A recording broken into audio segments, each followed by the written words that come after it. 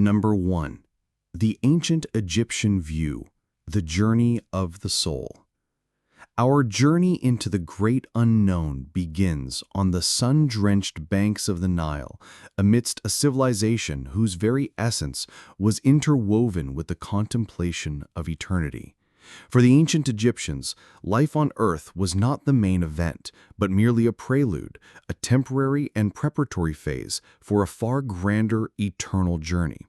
Death was not a fearful end to be avoided, but a structured and highly significant transition, a perilous but ultimately hopeful passage to an afterlife they called the Field of Reeds.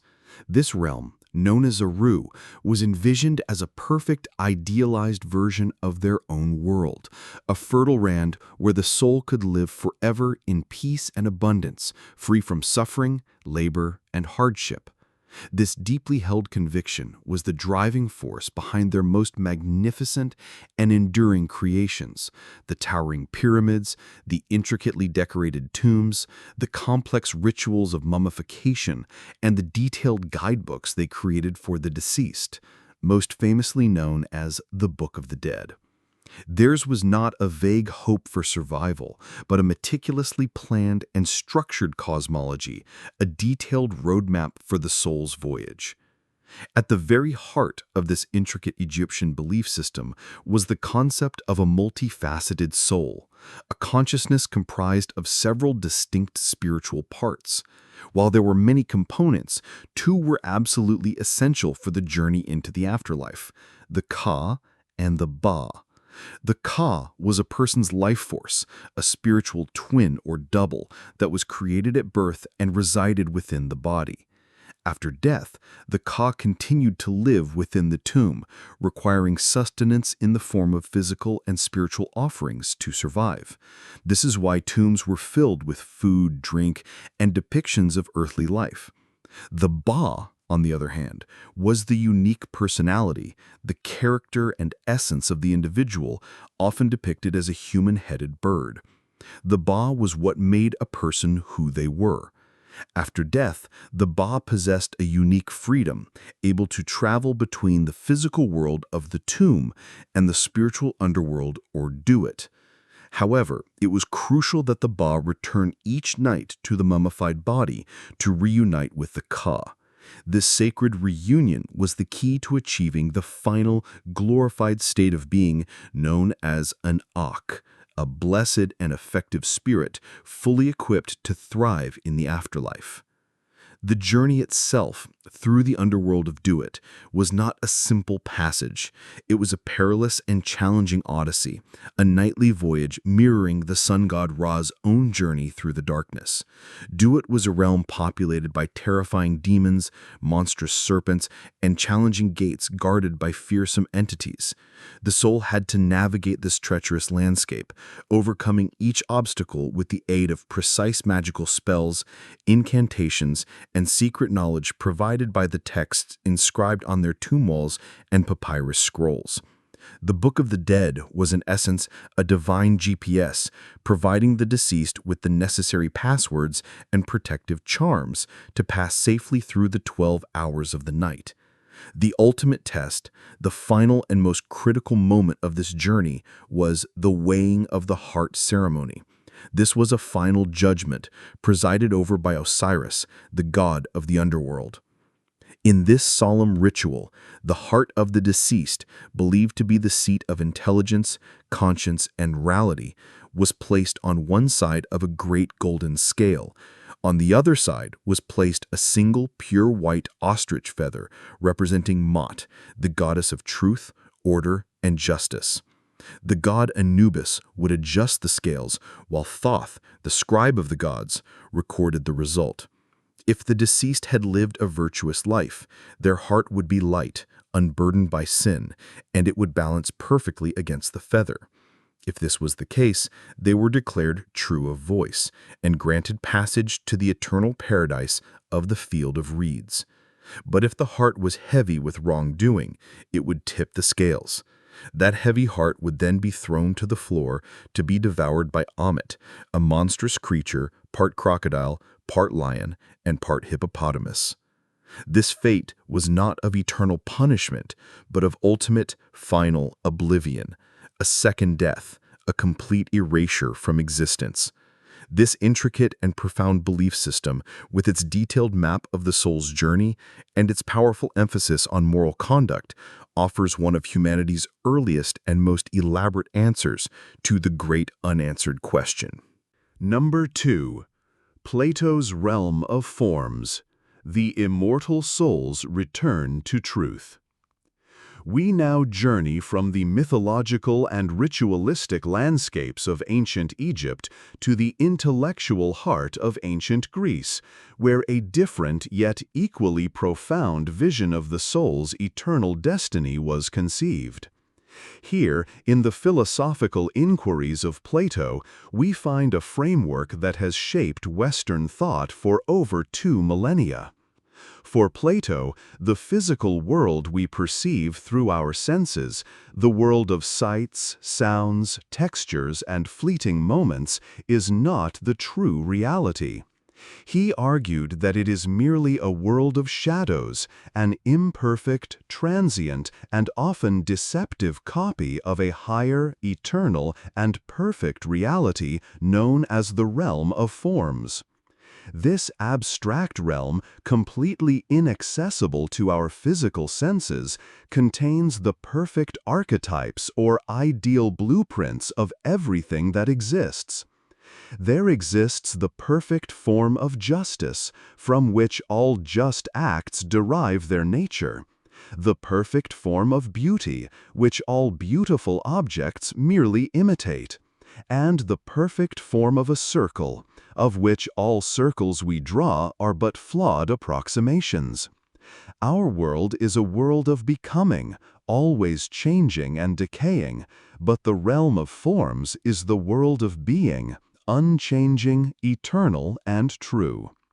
Central to this entire philosophical system is Plato's unwavering belief in the immortality of the soul. He contended that the soul is not a physical entity, nor is it a mere byproduct of the body. Instead, the soul is a divine, immaterial, and eternal substance, far more real and enduring than the physical form it temporarily inhabits.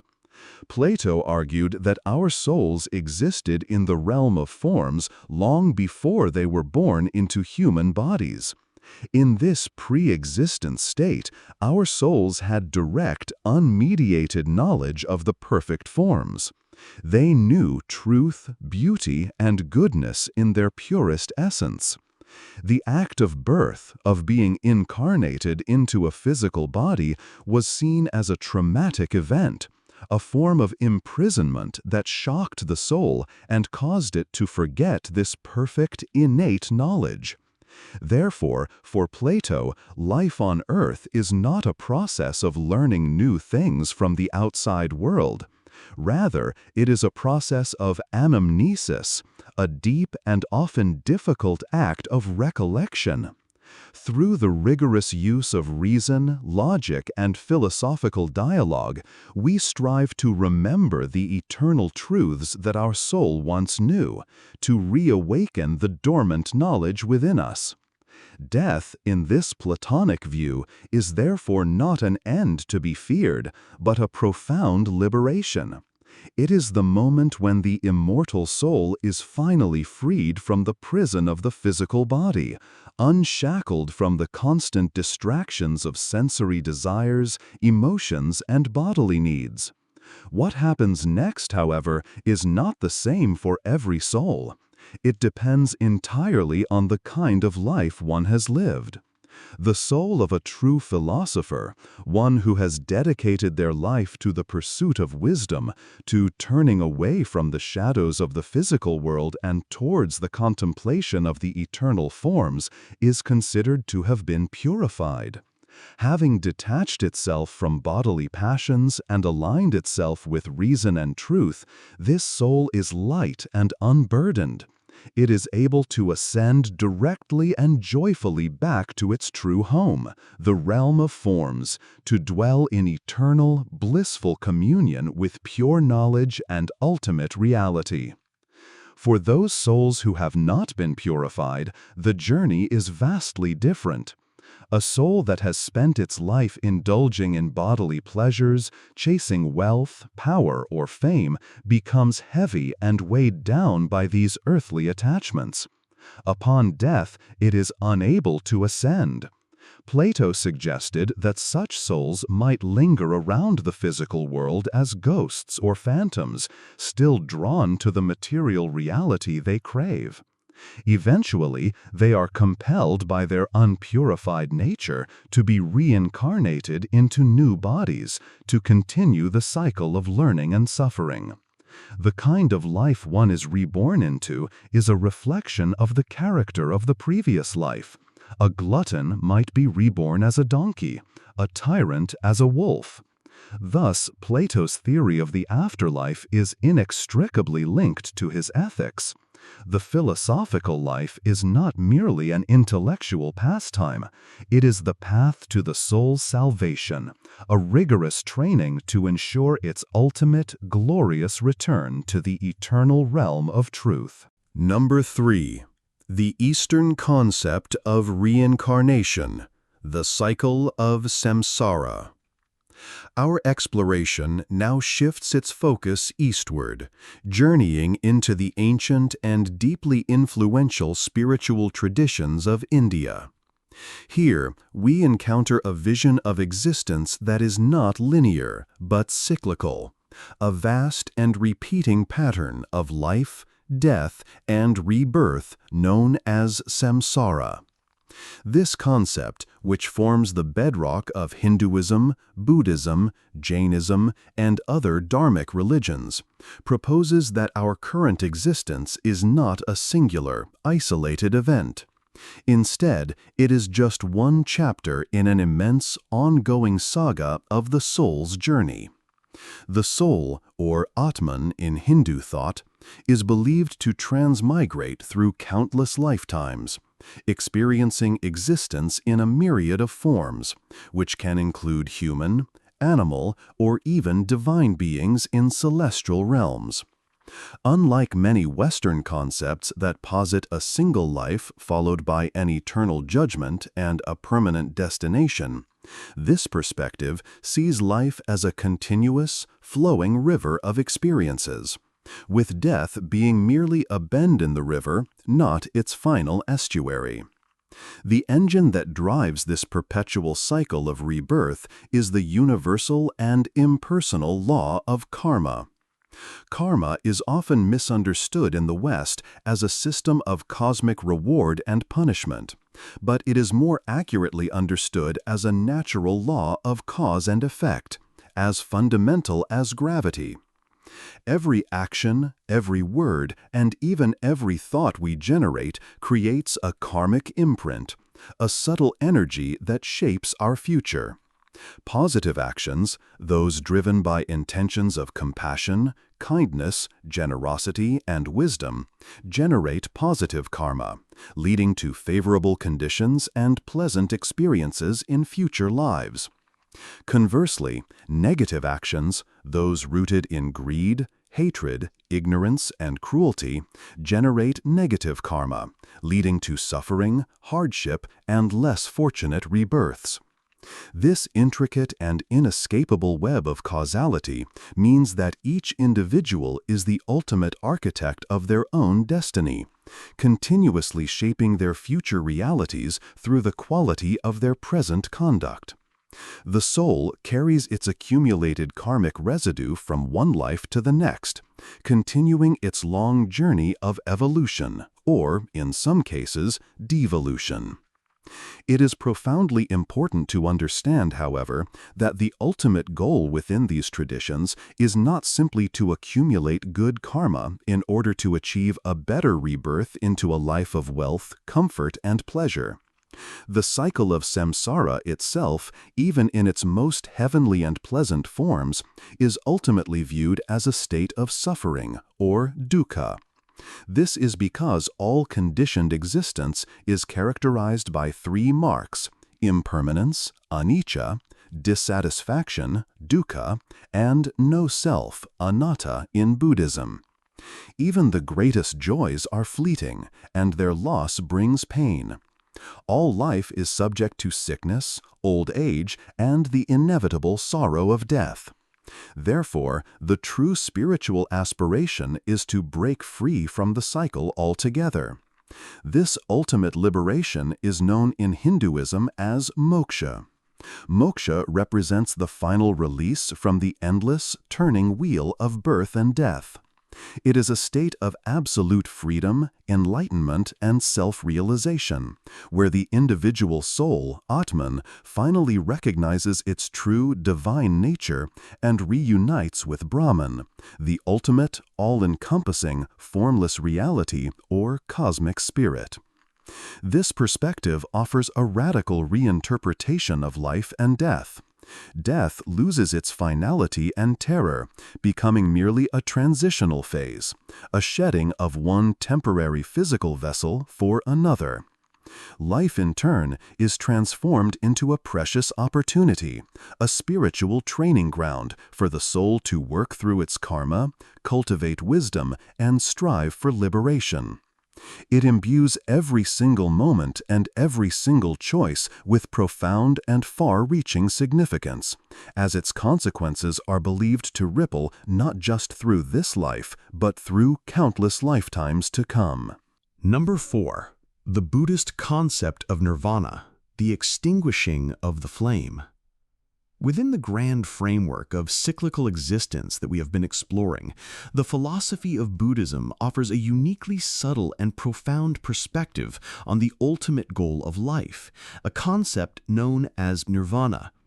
While Buddhism shares the core ideas of samsara and karma with its Hindu roots, its understanding of the self and the nature of final liberation is distinct and revolutionary.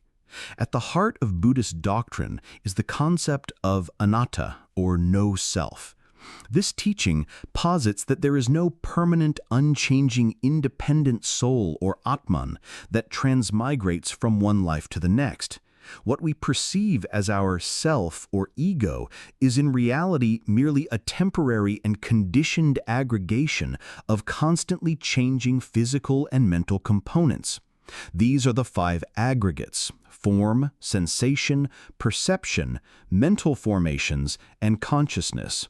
They flowed together in a stream of cause and effect, creating the illusion of a solid, enduring self. But there is no static I being reborn, only the continuation of the karmic stream of consciousness.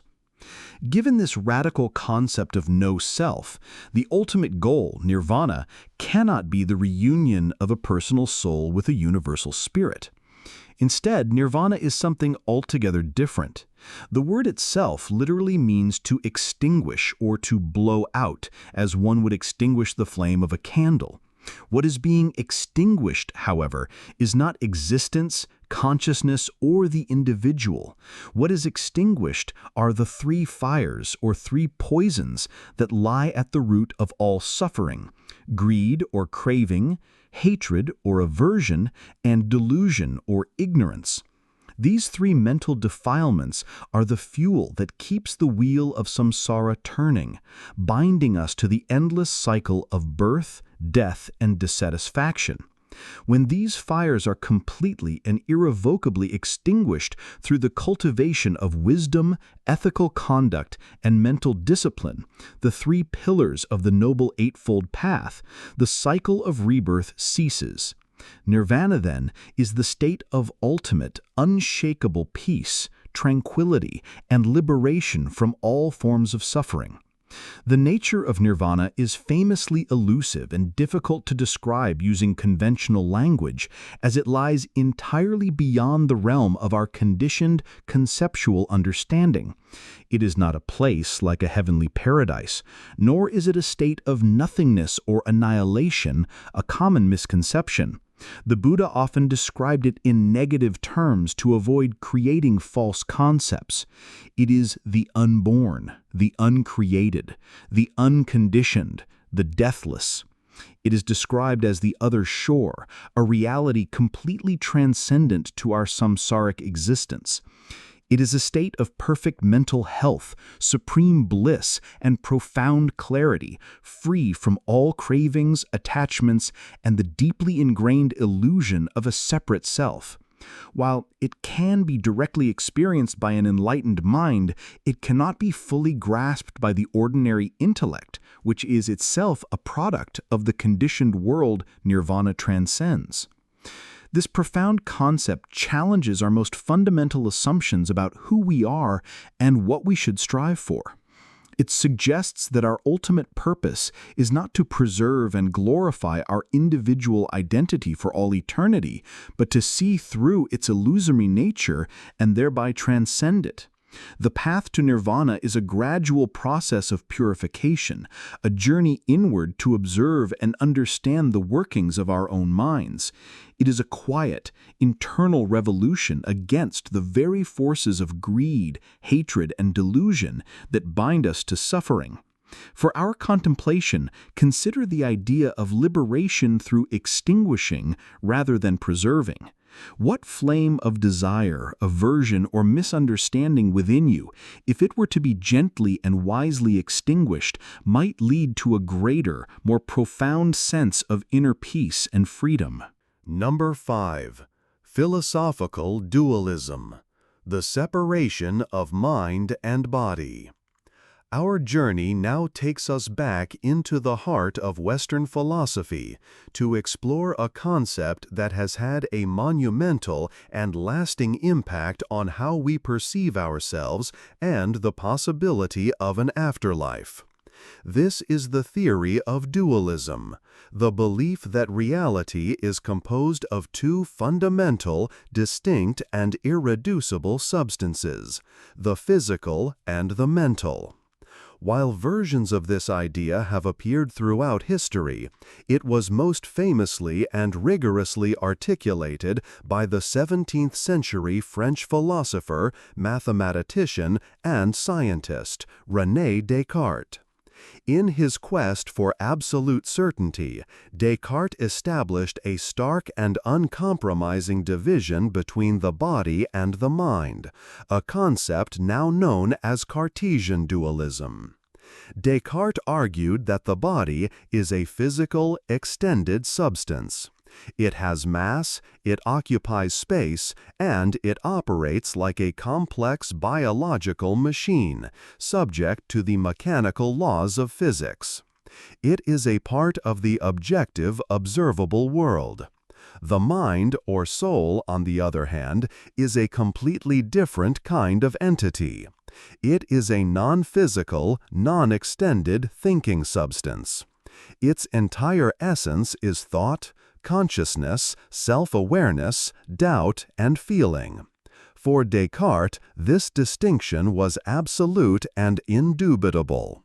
He arrived at this conclusion through his method of radical doubt, famously concluding, cogito ergo sum, I think, therefore I am. He reasoned that he could doubt the existence of his own body, his senses, and the entire external world, as they could all be part of an elaborate illusion created by a malicious demon.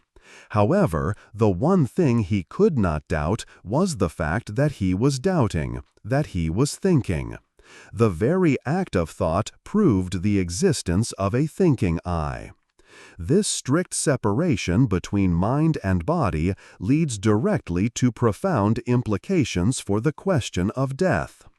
If the mind is a distinct, non-physical substance, then it is not necessarily subject to the laws that govern the physical world, including the laws of decay and dissolution. Death, in a dualistic framework, is the moment when the mind and the body, which were temporarily and mysteriously united during a person's life, are separated. The body, being a physical machine, simply ceases to function, breaks down, and decomposes back into its constituent elements, as all physical things do. The mind, however, being immaterial and unextended, is theoretically capable of surviving this separation entirely intact. This philosophical position creates a logical space for the survival of the conscious self, the I that thinks, feels, remembers, and perceives, to continue its existence independently of its former physical vessel. The great and persistent challenge for dualism, however, is what has come to be known as the mind-body problem. If the mind and body are two completely different kinds of stuff, how can they possibly interact?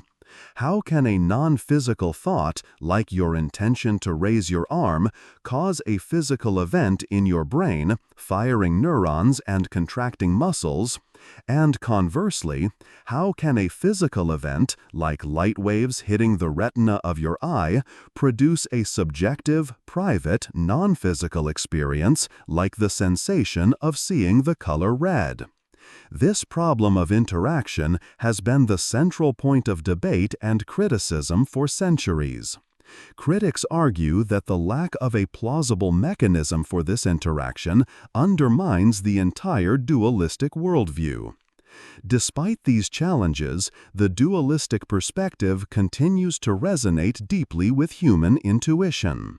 Many people feel a powerful innate sense of being a self or a consciousness that is somehow separate from or merely inhabiting their physical body. This intuitive feeling that I am not just my body provides a powerful psychological and philosophical foundation for believing in life after death. Number 6. Philosophical Materialism. The End of Consciousness. In stark and direct opposition to the dualistic view of a separate mind and body, our exploration now considers its powerful and scientifically supported counterpart, philosophical materialism. This worldview, also known as physicalism, posits a fundamentally different understanding of reality. Materialism is the belief that the only thing that truly and fundamentally exists is matter and its various forms of energy.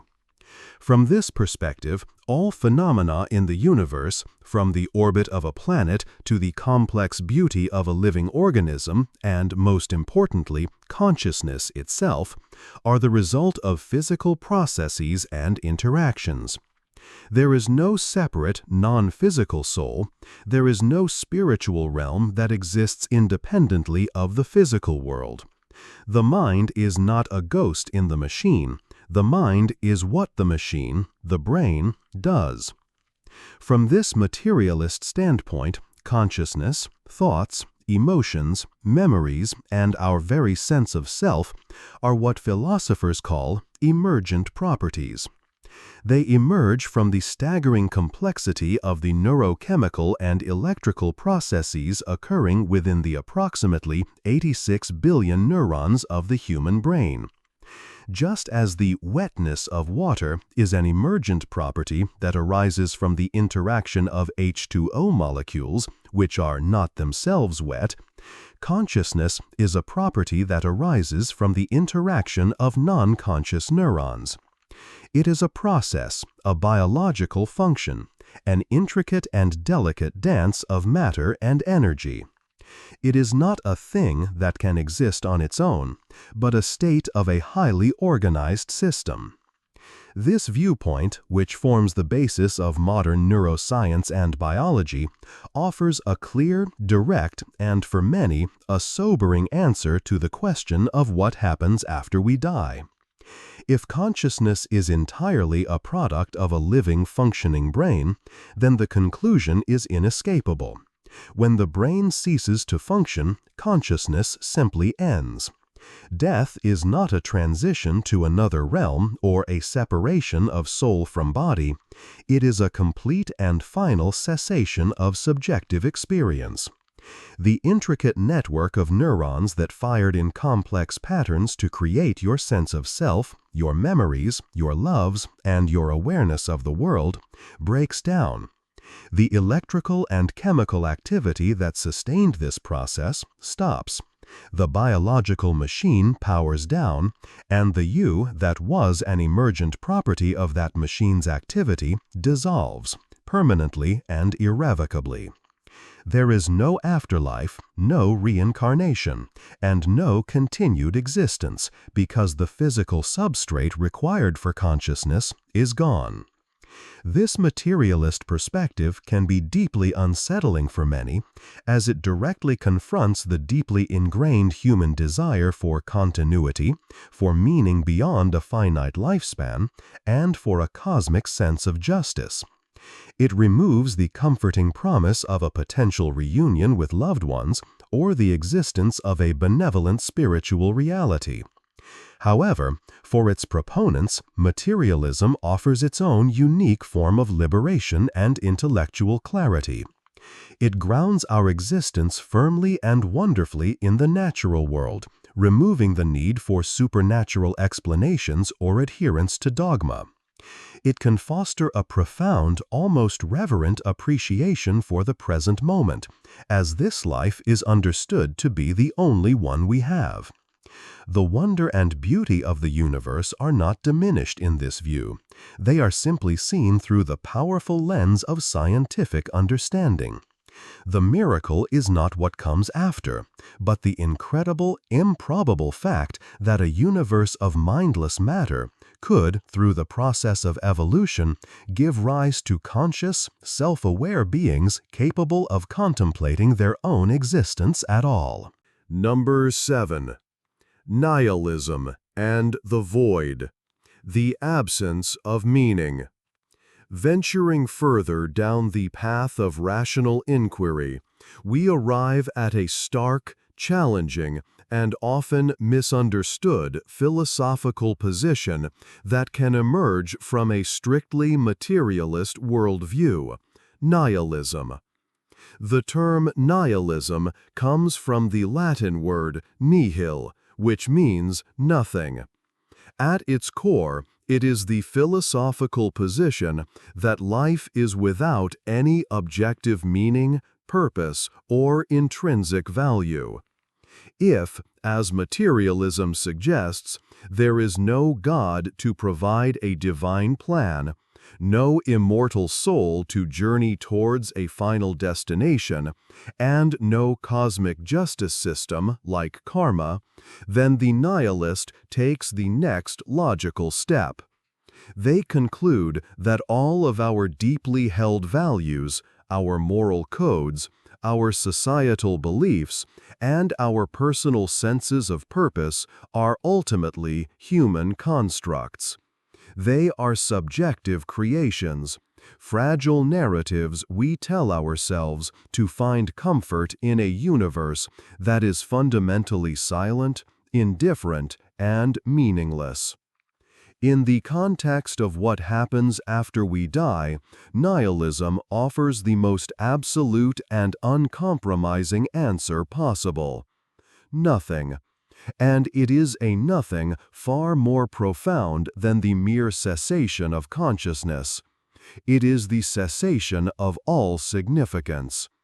Death is the final, irrefutable confirmation of life's ultimate pointlessness. The universe existed for billions of years without your awareness, and it will continue for billions more after your awareness has been extinguished. From the cold, vast perspective of the cosmos, your life, with all its intense struggles, its soaring joys, its profound loves, and its bitter sorrows, is utterly insignificant. It is a brief, random, and ultimately meaningless flicker of organized matter in an empty, empty void. This view can be deeply unsettling, as it seeks to strip away all the comforting and motivating narratives that give our lives a sense of order, importance, and direction. The direct, unfiltered experience of confronting this void can lead to a profound state of existential angst, a sense of despair, deep-seated anxiety, or a feeling of being hopelessly adrift in a meaningless cosmos. If nothing truly matters in the end, the nihilist might ask, why should one do anything? Why should one be moral? Why strive? Why create? Why love? This is the great challenge of nihilism. At its most extreme, it can lead to a paralyzing apathy, a corrosive cynicism, and a sense of complete alienation from oneself, from others, and from the world. However, it is crucially important to understand that for many philosophers, nihilism is not necessarily an endpoint. For the existentialist thinkers who followed, confronting the nothingness was a necessary, even liberating first step. Philosophers like Jean-Paul Sartre and Albert Camus largely agreed with the nihilist premise that life has no inherent, preordained meaning bestowed upon it by a higher power. However, they argued that this very absence of meaning is what grants us our most profound gift: radical freedom. If the universe does not provide us with a purpose, then we are free and indeed condemned to create our own. We can choose our own values, define our own life's projects, and live authentically in a courageous act of rebellion against the indifferent cosmos. In this powerful reframing, confronting the void is not a surrender to despair, but a call to action.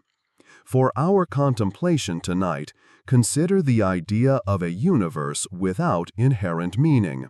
Does this thought lead you down a path of emptiness, or does it open up a vast, exhilarating space for radical freedom and the awesome responsibility of self-creation? Number 8. Nietzsche's eternal recurrence. Living the same life infinitely. We now turn our focus to one of the most powerful, profound, and psychologically challenging thought experiments in the history of philosophy. It was conceived by the 19th century German philosopher Friedrich Nietzsche, and it is known as the idea of eternal recurrence. This is not necessarily presented as a literal, metaphysical theory of the afterlife, but rather as the ultimate psychological and ethical test for the affirmation of one's own life. In his work, The Gay Science, Nietzsche asks us to imagine that a demon were to creep into our loneliest loneliness and deliver a staggering proclamation. The demon says to you, "This life, as you now live it and have lived it, you will have to live once more and innumerable times more. And there will be nothing new in it, but every pain and every joy and every thought and sigh and everything unutterably small or great in your life will have to return to you, all in the same succession and sequence." Nietzsche then poses the critical question: how would you react to this revelation? Would you throw yourself down, gnash your teeth, and curse the demon for revealing such a terrifying, inescapable fate?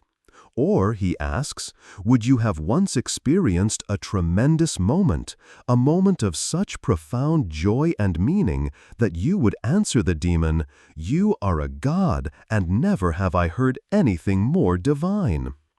This thought experiment serves as the ultimate litmus test for amor fati, a Latin phrase meaning the love of one's fate. To be able to say yes to the eternal recurrence of your life, to affirm it completely, including all of its suffering, its mistakes, its moments of despair, and its regrets, is to achieve the highest form of life affirmation. It is to love your existence so totally that you would not wish to change a single detail, because you understand that to change one moment, even the most painful one, would be to alter the entire tapestry and risk losing the moments of greatest beauty. This concept radically reframes our perspective on time and mortality. Instead of a linear progression that moves from a beginning to a final end, whether that end is an afterlife or oblivion, it posits an infinite cyclical existence. Every decision we make, every action we take, no matter how small, gains an immeasurable eternal weight. If this very moment will repeat for all eternity, then how we choose to live this moment becomes a matter of supreme and ultimate importance. It is a powerful call to live with intention, with courage, and with a commitment to creating moments of such profound beauty and meaning that we would gladly and joyously experience them again and again. It is a call to become what Nietzsche termed the Übermensch, or overman, a being who is strong enough to face this terrifying prospect not with dread, but with a triumphant, life-affirming yes. For our contemplation, let this powerful thought experiment settle into your consciousness. Consider your own life as you have lived it, with all its triumphs and its regrets. What if this very day, this very hour, this very moment of listening were to repeat infinitely, exactly as it is? Would this idea fill you with a sense of horror or with a sense of divine purpose? The eternal recurrence is not a question about what happens after we die, but a profound and challenging question about how we choose to live, knowing that our life, exactly as it is, might be our only and our eternal reality. Number 9. The clinical definition of death, a biological perspective. After navigating the abstract and often dizzying realms of ancient belief and profound philosophical thought, our journey now grounds itself firmly in the tangible, observable world of modern medicine and biology. From a clinical perspective, the grand sweeping question of what happens after we die must first begin with a more fundamental and precise question: what exactly is death? For the vast majority of human history, the answer to this question was deceptively simple. Death was defined by the cessation of cardiopulmonary function. It occurred when the heart stopped beating and a person stopped breathing. This was the clear and unambiguous line between the living and the dead. However, with the advent of 20th century medical technologies, such as mechanical ventilators that could artificially maintain breathing and circulation, this definition became insufficient and problematic. A person's heart could be kept beating even when their brain had suffered catastrophic and irreversible damage. This medical progress necessitated a profound evolution in our understanding of death itself. Today, the most widely accepted medical and legal standard in many parts of the world has shifted the focus from the heart and lungs to the central control system of the entire body, the brain. This modern standard is the concept of brain death, which is formally defined as the irreversible cessation of all functions of the entire brain, including the critically important brainstem.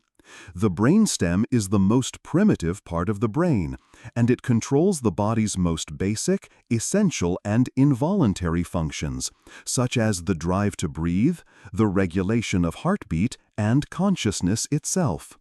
When the entire brain, including this vital brainstem, has suffered irreversible damage and has ceased all activity, the body is no longer capable of sustaining itself as an integrated living organism. Even if machines can temporarily keep the organs oxygenated, the person as a whole is considered to have died. This clinical definition is profoundly important in modern medicine, as it is the basis for critical ethical decisions such as ceasing life support, and for the compassionate procurement of organs for transplantation, allowing one life's end to grant life to others. However, even this modern scientific definition is not without its own deep complexities and lingering philosophical questions. There is ongoing debate within medical and philosophical communities about the precise moment of irreversibility. At what point is brain function truly and completely gone, beyond any conceivable possibility of future recovery with advancing technology? This line can be blurry and is a source of profound ethical consideration. Furthermore, there are complex states of consciousness, such as a persistent vegetative state, where the brainstem may continue to function, allowing for basic autonomic processes like breathing, but the higher cognitive functions of the cerebrum, the parts of the brain responsible for thought, personality, and self-awareness, are lost. This raises difficult questions about what truly constitutes a person, and when a life, in a meaningful and biographical sense, has truly ended. This biological perspective provides a stark, material, and necessary foundation for our inquiry. It frames death not as a single mystical event, but as a biological process, a cascading failure of integrated systems leading to a final, measurable endpoint. From this clinical viewpoint, there is no journey of a soul or liberation from a physical prison. There is simply the gradual and then complete shutdown of a complex biological machine.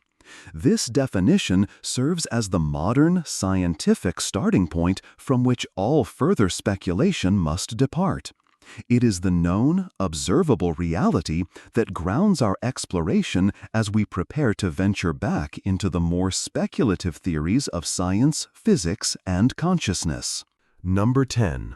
The conservation of energy. Can consciousness be transformed? From the philosophical and ancient worlds, our journey now ventures into the realm of fundamental physics, though we approach it not as scientists seeking proof, but as speculative philosophers exploring possibilities. We begin with one of the most foundational and elegant laws of our known universe, the first law of thermodynamics, more commonly known as the law of conservation of energy. This inviolable principle states that energy cannot be created out of nothing, nor can it be destroyed into nothingness. It can only change its form, transforming from one state to another. The total amount of energy within a closed system remains absolutely constant. It can convert from the potential energy stored in a raised object to the kinetic energy of its fall. It can shift from the chemical energy stored in wood to the thermal and light energy of a fire, but it never, ever truly vanishes. This law governs everything, from the thermonuclear fusion powering the stars in the cosmos to the most intricate and subtle biological processes occurring within our own bodies. The human body is, in its essence, a remarkable and complex system of energy. Every single thought that flickers across the landscape of your mind is a cascade of tiny electrical impulses, a flow of energetic information. Every beat of your heart, every expansion and contraction of your lungs is powered by the constant, miraculous conversion of chemical energy derived from the food you consume. The warmth that your body radiates into the space around you is a continuous output of thermal energy, a testament to the metabolic fire within. We are, from this scientific perspective, complex, self-sustaining energetic beings, temporary whirlpools of organized energy in the great river of the cosmos. This undeniable scientific fact has led to a profound, persistent, and deeply compelling speculative question. If our consciousness, our very sense of self-awareness, is a product of this intricate energy system, or perhaps even a form of subtle energy in its own right, what happens to it when the physical body dies? According to the strict laws of physics, this energy cannot simply be destroyed. The vast energetic potential contained within our bodies does, in fact, transform. Upon death, this energy dissipates back into the environment. The majority is released as thermal energy, slowly equalizing with the ambient temperature. The immense store of chemical energy within our cells is consumed by the countless microorganisms that facilitate the process of decomposition, thereby continuing the great, unending cycle of life, death, and nourishment on Earth. The energy that was us becomes the energy for new life. But the philosophical question remains, hanging in the air like an unanswered chord. Is that all there is to our conscious energy? Is the refined, complex, information-rich energy that constitutes our awareness and our sense of self no different from simple body heat? Could it undergo a more subtle transformation into a form we cannot yet measure or even detect? This is precisely where empirical science ends and contemplative philosophy begins. This idea, while not a scientifically validated theory of an afterlife, provides a modern, quasi-scientific language for ancient spiritual beliefs about a life force, a prana, a chi, or an élan vital. It allows for the poetic and perhaps comforting notion that our conscious energy, our unique personal spark, does not simply wink out of existence. Instead, it is released from its biological container, returning to the cosmic whole, transforming into something new, something unknown. It's a vision of continuity without a specific form, a peaceful dissolution of the individual into the universal energy field. For our contemplation, consider your own being as a temporary vessel of borrowed energy. What if, upon death, this energy is not extinguished, but simply returned, transformed, and re-interwoven into the infinite, energetic tapestry of existence? Number 11. The conservation of information. Does our data survive? Following the thread of fundamental physical laws, our exploration encounters another fascinating, deeply complex and debated principle, one that emerges from the strange world of quantum mechanics and the profound mysteries of black hole physics. This is the principle of the conservation of information. In its simplest, most accessible form, this principle suggests that information, much like energy, cannot be truly and absolutely destroyed. Information, in this context, is a fundamental property of the universe. Every particle carries information about its state, its position, its momentum, its quantum spin. The principle posits that the total amount of this quantum information in a closed system, like the universe itself, must be conserved over time. While a physical object like a book can be burned to ash, the information it contained, the sequence of letters, the structure of its pages, is not, in a theoretical sense, lost forever. It is merely scrambled and encoded in the new states of the resulting smoke particles, the ash, and the radiated heat, even if reconstructing it is a practically impossible task. Let us now apply the speculative and powerful lens to the most complex information processing system we know of, the human being. A single person is, arguably, the most intricate and densely packed repository of information in the known universe. Our DNA is a staggering digital code, a script containing the precise architectural blueprint for our entire physical form, a legacy of billions of years of evolution. But beyond the genetic, our brains hold a lifetime of acquired information. Our memories, from the most trivial to the most profound, our experiences, which shape our perception, our learned skills, from walking to speaking complex languages, and the incredibly nuanced data that constitutes our unique personality, our humor, our fears, and our loves. Every relationship we form, every thought we have, every choice we make adds to this unimaginably vast and intricate data set that is, in essence, our identity. If the principle of information conservation holds true on a cosmic scale, a profound question arises. What happens to this unfathomable amount of information that is you when your physical body ceases to exist and decays? This question opens a door to some of the most mind-bending speculations at the frontiers of theoretical physics and philosophy. Could it be that this complex, integrated information is not lost, but is somehow preserved? Some theories propose that information is in fact more fundamental than either matter or energy. In this view, the universe is not made of things, but of information, of bits. Perhaps the information of our existence, the complete data file of our consciousness, our memories, and our personality, is somehow imprinted or encoded onto the very fabric of space-time itself. In this scenario, our lives are not ephemeral events that flare up and then vanish without a trace. Instead, they are permanent records, indelible patterns woven into the grand cosmic data stream. This is not to say that we, as a conscious subject, continue to experience it, but that the data of our existence, the fact of our having been, remains a permanent and accessible part of the universe's eternal record. This is a deeply abstract and almost chillingly impersonal idea. It shifts the concept of an afterlife away from the warm, subjective survival of a personal soul and towards the cold, objective immortality of data.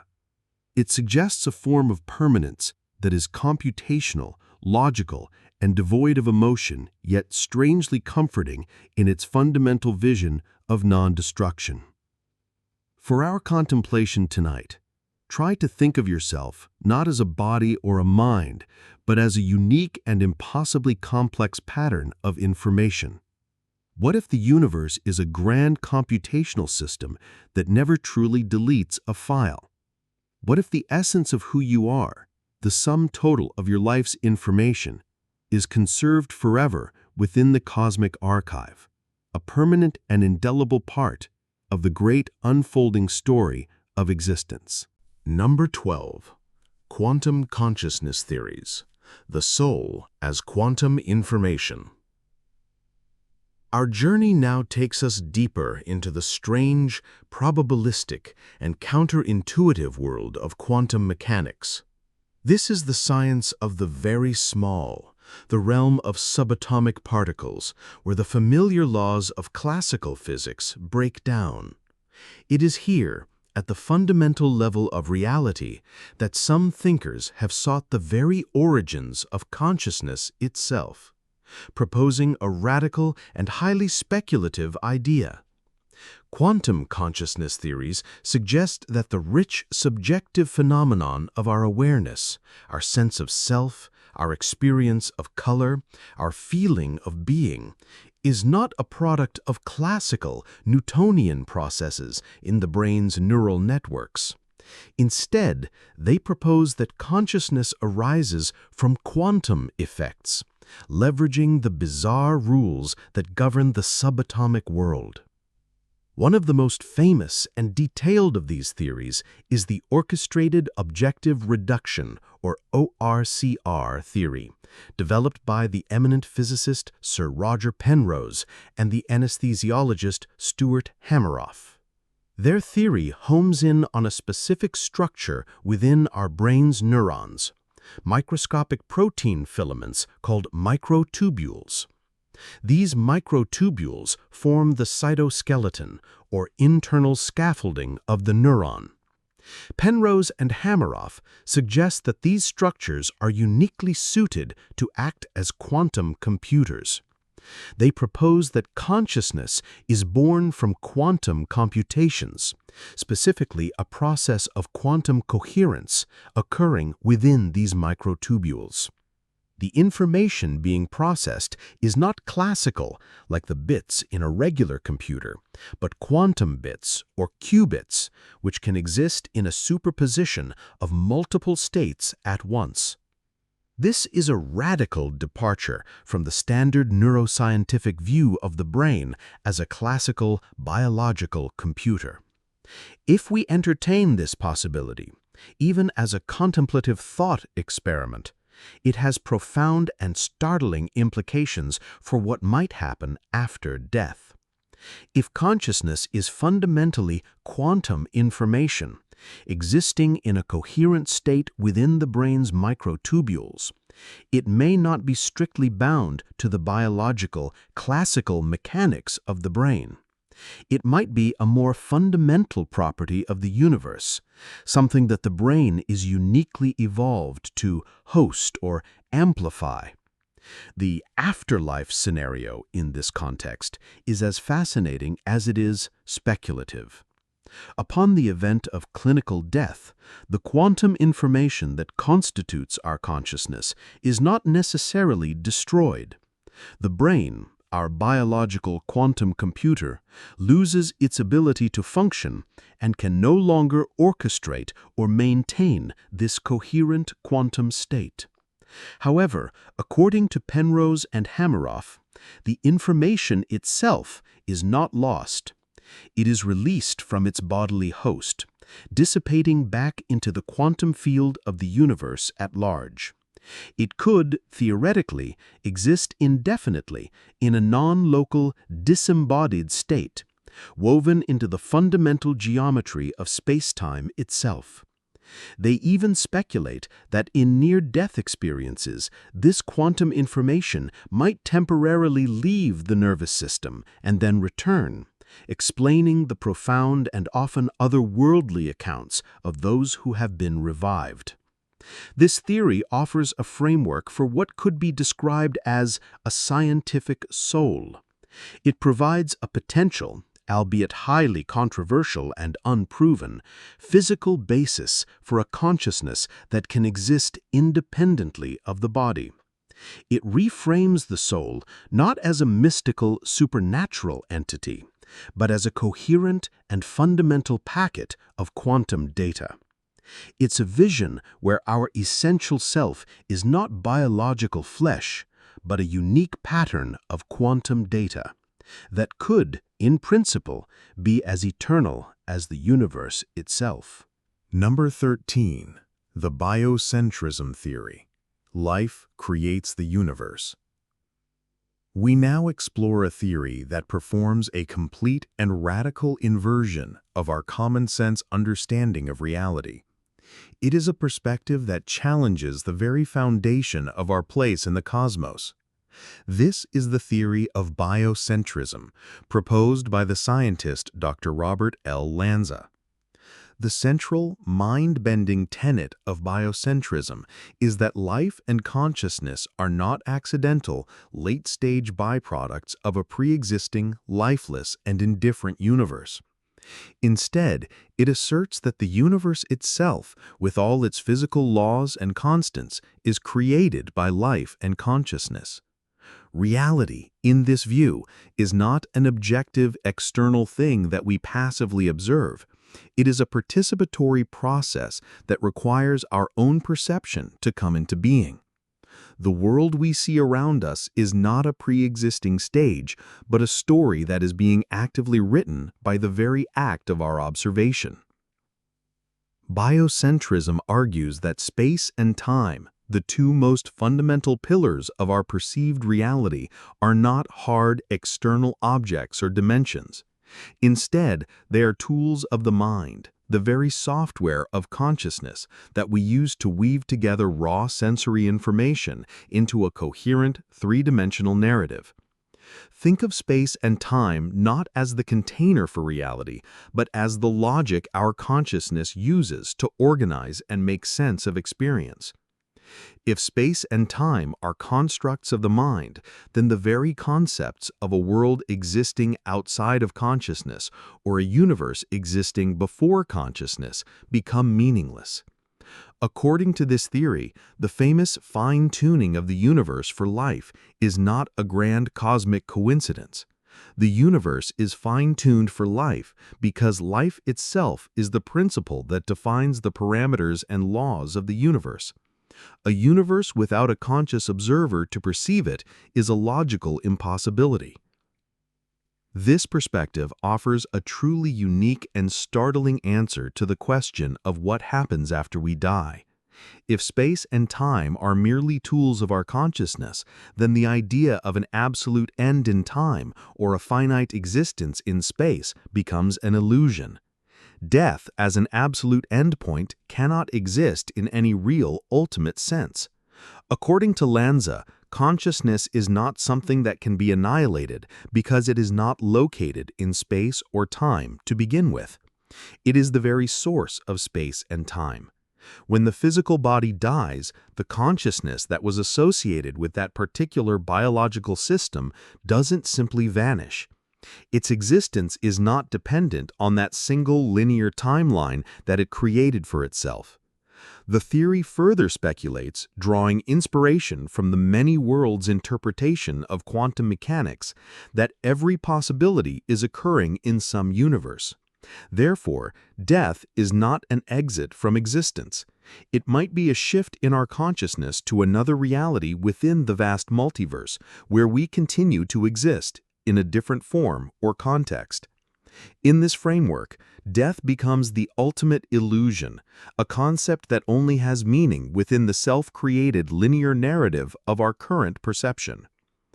As you reflect on this profound and challenging idea, consider the possibility that you are not a small, insignificant being living inside a vast pre-existing universe. What if instead the vast universe is a story being generated through your very act of perception? From this viewpoint, the question is not whether consciousness survives death, but whether death itself has any ultimate reality for consciousness to survive. Number 14. Near-death experiences, NDEs, a neuroscientific and philosophical exploration. We now turn our attention from grand cosmic theories to one of the most compelling, intensely personal, and widely reported phenomena related to our central question, the near-death experience, or NDE. Across cultures, continents, and vastly different belief systems, individuals who have been brought back from the brink of clinical death report remarkably similar and structured experiences. These powerful accounts often include a sensation of floating peacefully outside one's own physical body, an out-of-body experience, where they can observe medical staff working on them. This is frequently followed by a rapid, panoramic life review, where one's entire existence flashes before their eyes, not as a simple sequence of events, but with an understanding of the emotional impact of their actions on others. Many describe a journey through a dark tunnel, moving inexorably towards a brilliant, benevolent, and overwhelmingly loving light. At the end of this journey, they report profound encounters with deceased relatives or compassionate beings of pure light who communicate with them non-verbally. The experience is almost universally described as peaceful, transcendent, and feeling more real than real itself, fundamentally altering their perception of life and erasing their fear of death. From a neuroscientific and materialist perspective, these profound and structured experiences can be explained by the predictable physical processes of a dying brain. The brain, under extreme stress and deprived of oxygen, begins to shut down in a systematic way. The tunnel vision, for example, could be caused by hypoxia, which leads to a collapse of the visual field from the periphery inwards. The profound feeling of peace, love, and the absence of pain can be attributed to a massive last-ditch release of endorphins and other neurochemicals as the brain's emergency system responds to extreme trauma. The life review could be the result of the temporal lobe, a region of the brain heavily involved in memory and emotion, firing erratically and accessing vast networks of stored information at once. In essence, the standard scientific explanation posits that the NDE is a complex, structured, and ultimately hallucinatory experience created by the brain's final, desperate attempts to make sense of its own shutdown. However, the deep philosophical and speculative questions linger, primarily due to the striking consistency and the profoundly transformative power of these experiences. Why do so many different people with vastly different cultural upbringings and pre-existing religious or atheistic beliefs report such similar narrative structures? Why do these experiences so often feel more real than real to those who have them? And why do they frequently lead to profound, lasting, and positive changes in a person's values, leading to increased altruism, a diminished interest in material wealth, and a complete loss of the fear of death? Proponents of a non-materialist view argue that these remarkable consistencies and life-altering after-effects point to something more than a mere hallucination. They suggest it could be a genuine, albeit brief, glimpse of a transitional state, a brief look beyond the veil into a non-physical realm of pure consciousness. We are left at a fascinating and unresolved intersection of biology and mystery. Is the near-death experience simply the brain's final, beautiful, and elaborate illusion, a pre-programmed and comforting shutdown sequence hardwired into our biology? Or is it a genuine, albeit fleeting perception of a reality that lies beyond our physical senses, a preview of the soul's journey? We are not here to choose a side, but to contemplate the phenomenon itself. The NDE stands as a powerful testament to the complexity of human consciousness and its intricate relationship with the process of dying. Number 15. The simulation hypothesis. Does game over mean restart? Our exploration now takes a decidedly modern and technological turn, entering a realm of thought that was once the exclusive domain of science fiction, but has now become a subject of serious philosophical and scientific debate. This is the simulation hypothesis. This theory proposes that our entire universe, from the grandest galaxies to the smallest subatomic particles, including our own consciousness and our deeply felt sense of self, is an incredibly advanced and sophisticated computer simulation.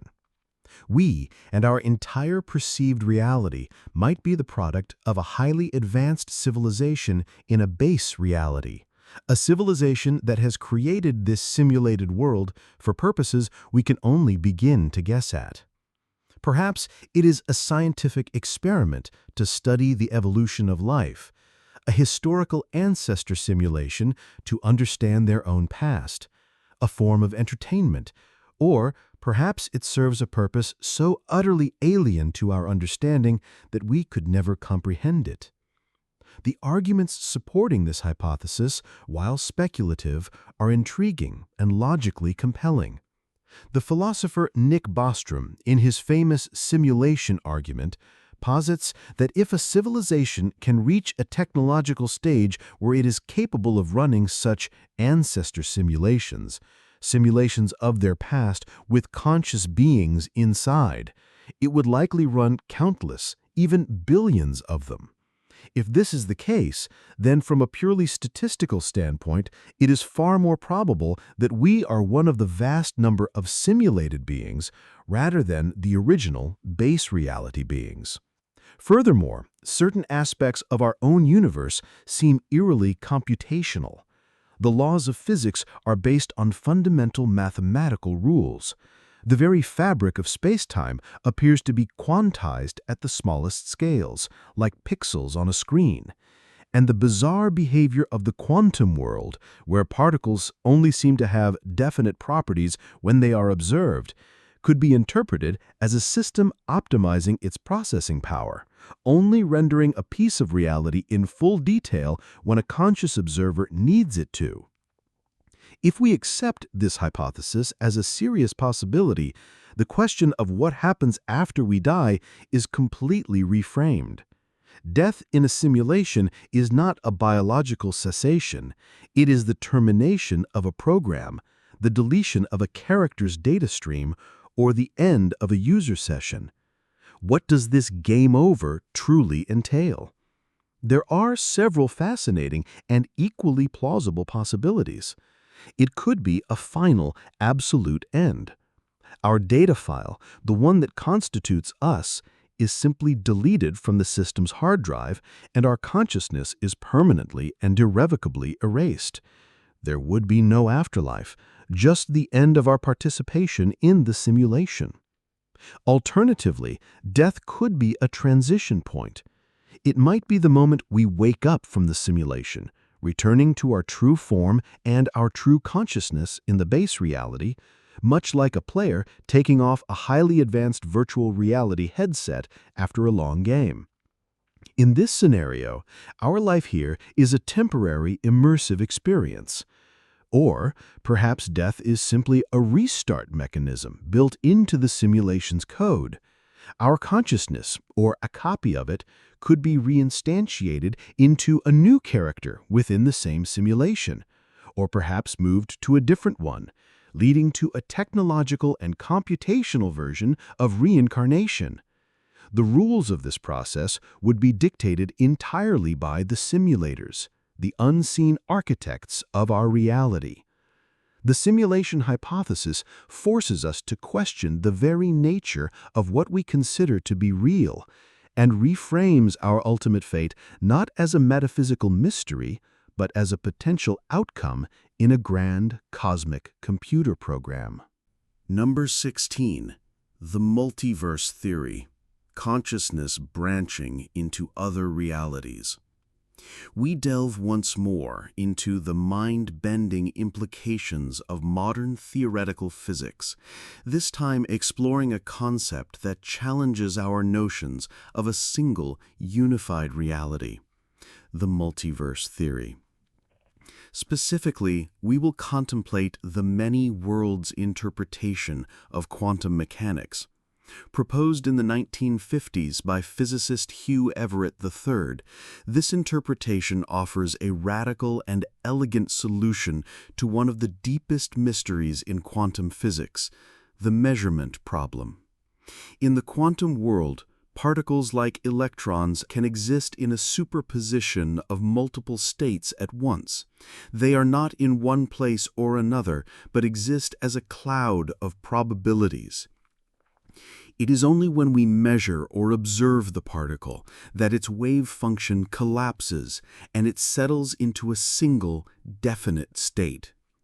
The many worlds interpretation suggests that there is no collapse. Instead, when a measurement is made, the universe itself splits or branches into multiple parallel universes. In each of these newly created universes, one of the possible outcomes of the measurement becomes the reality. This concept leads to an infinite, constantly branching tree of parallel realities where every quantum possibility is physically realized in some universe. Every choice you could have made, every path you could have taken, from the most trivial to the most life-altering, exists and is being played out in a parallel world. Now let us apply this staggering and almost incomprehensible idea to the ultimate event: death. From this perspective, death itself is just another quantum event with a probabilistic outcome. If an event occurs that could lead to your demise, a car accident, a fatal illness, a random accident, there is a certain probability that you will die, and a probability, however infinitesimally small, that you will survive due to some unlikely fluke. According to the many worlds interpretation, the universe splits at this very moment. In one branch of universes, you die. Your story in that timeline comes to an end. But in another branch, you survive. The theory of quantum immortality takes this one step further, speculating that your subjective consciousness, your first-person point of view, will, by definition, always follow the path of survival. You would never be able to experience the branches of reality where you cease to exist, because there would be no you there to experience it. From your own personal perspective, you would simply continue to live on, perhaps experiencing a series of increasingly improbable near misses and lucky escapes as you age. Your consciousness would, from your own point of view, appear to be immortal while observing the deaths of everyone else around you. This is not an afterlife in any traditional sense. There is no spiritual realm, no heaven, and no reunion with the deceased from your timeline. It is a theory of the perpetual continuation of this life across an endless branching ocean of parallel worlds. Your friends and family in the universes where you survive would see you as incredibly, perhaps suspiciously, lucky, as you survive one improbable event after another. but you would simply experience it as an unbroken, continuous stream of consciousness. This is one of the strangest and most unsettling possibilities offered by modern physics. A vision of an afterlife that is not a life after, but an eternal continuation of life itself, splintered across the infinite branches of reality. Number 17. The Digital Afterlife. Uploading Consciousness. Leaving behind the grand cosmic theories of physics, our exploration now turns to a potential future that is not discovered, but built. We investigate a concept born from the potent intersection of advanced technology, neuroscience, and the forward-thinking philosophy of the transhumanist movement, the digital afterlife.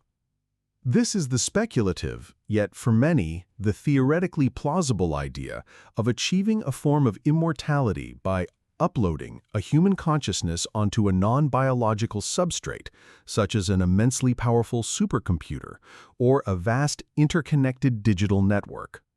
It is a vision of transcending our fragile, messy, and ultimately perishable biological limitations and continuing our existence as beings of pure information, immortal minds in a machine. The hypothetical process, as imagined by futurists like Ray Kurzweil and philosophers like David Chalmers, would involve a complete and perfect scan of a human brain. This would be a feat of unimaginable technological precision. It wouldn't just be a static map of the brain structure, but a detailed, dynamic snapshot of its entire state at a given moment. This would include the position of every neuron, the strength and state of every one of the trillions of synaptic connections, the precise chemical balances, and the exact pattern of electrical activity. This colossal amount of data, representing a lifetime of learning and experience, would then be used to create a perfect software emulation of that brain. The simulation would, in theory, be so accurate that it would perfectly replicate the original person's thought processes, their memories, their personality, and, most crucially, their subjective sense of self. It would wake up inside the simulation, believing it is the same person, with a seemingly unbroken stream of consciousness. This tantalizing prospect, however, is fraught with profound and perhaps unsolvable philosophical dilemmas. The most significant is the problem of continuity, often referred to as the copy problem. Would this digital upload truly be you? Or would it merely be a perfect copy, a philosophical zombie that behaves exactly like you, has all your memories, but lacks your original subjective awareness? Imagine the process is non-destructive.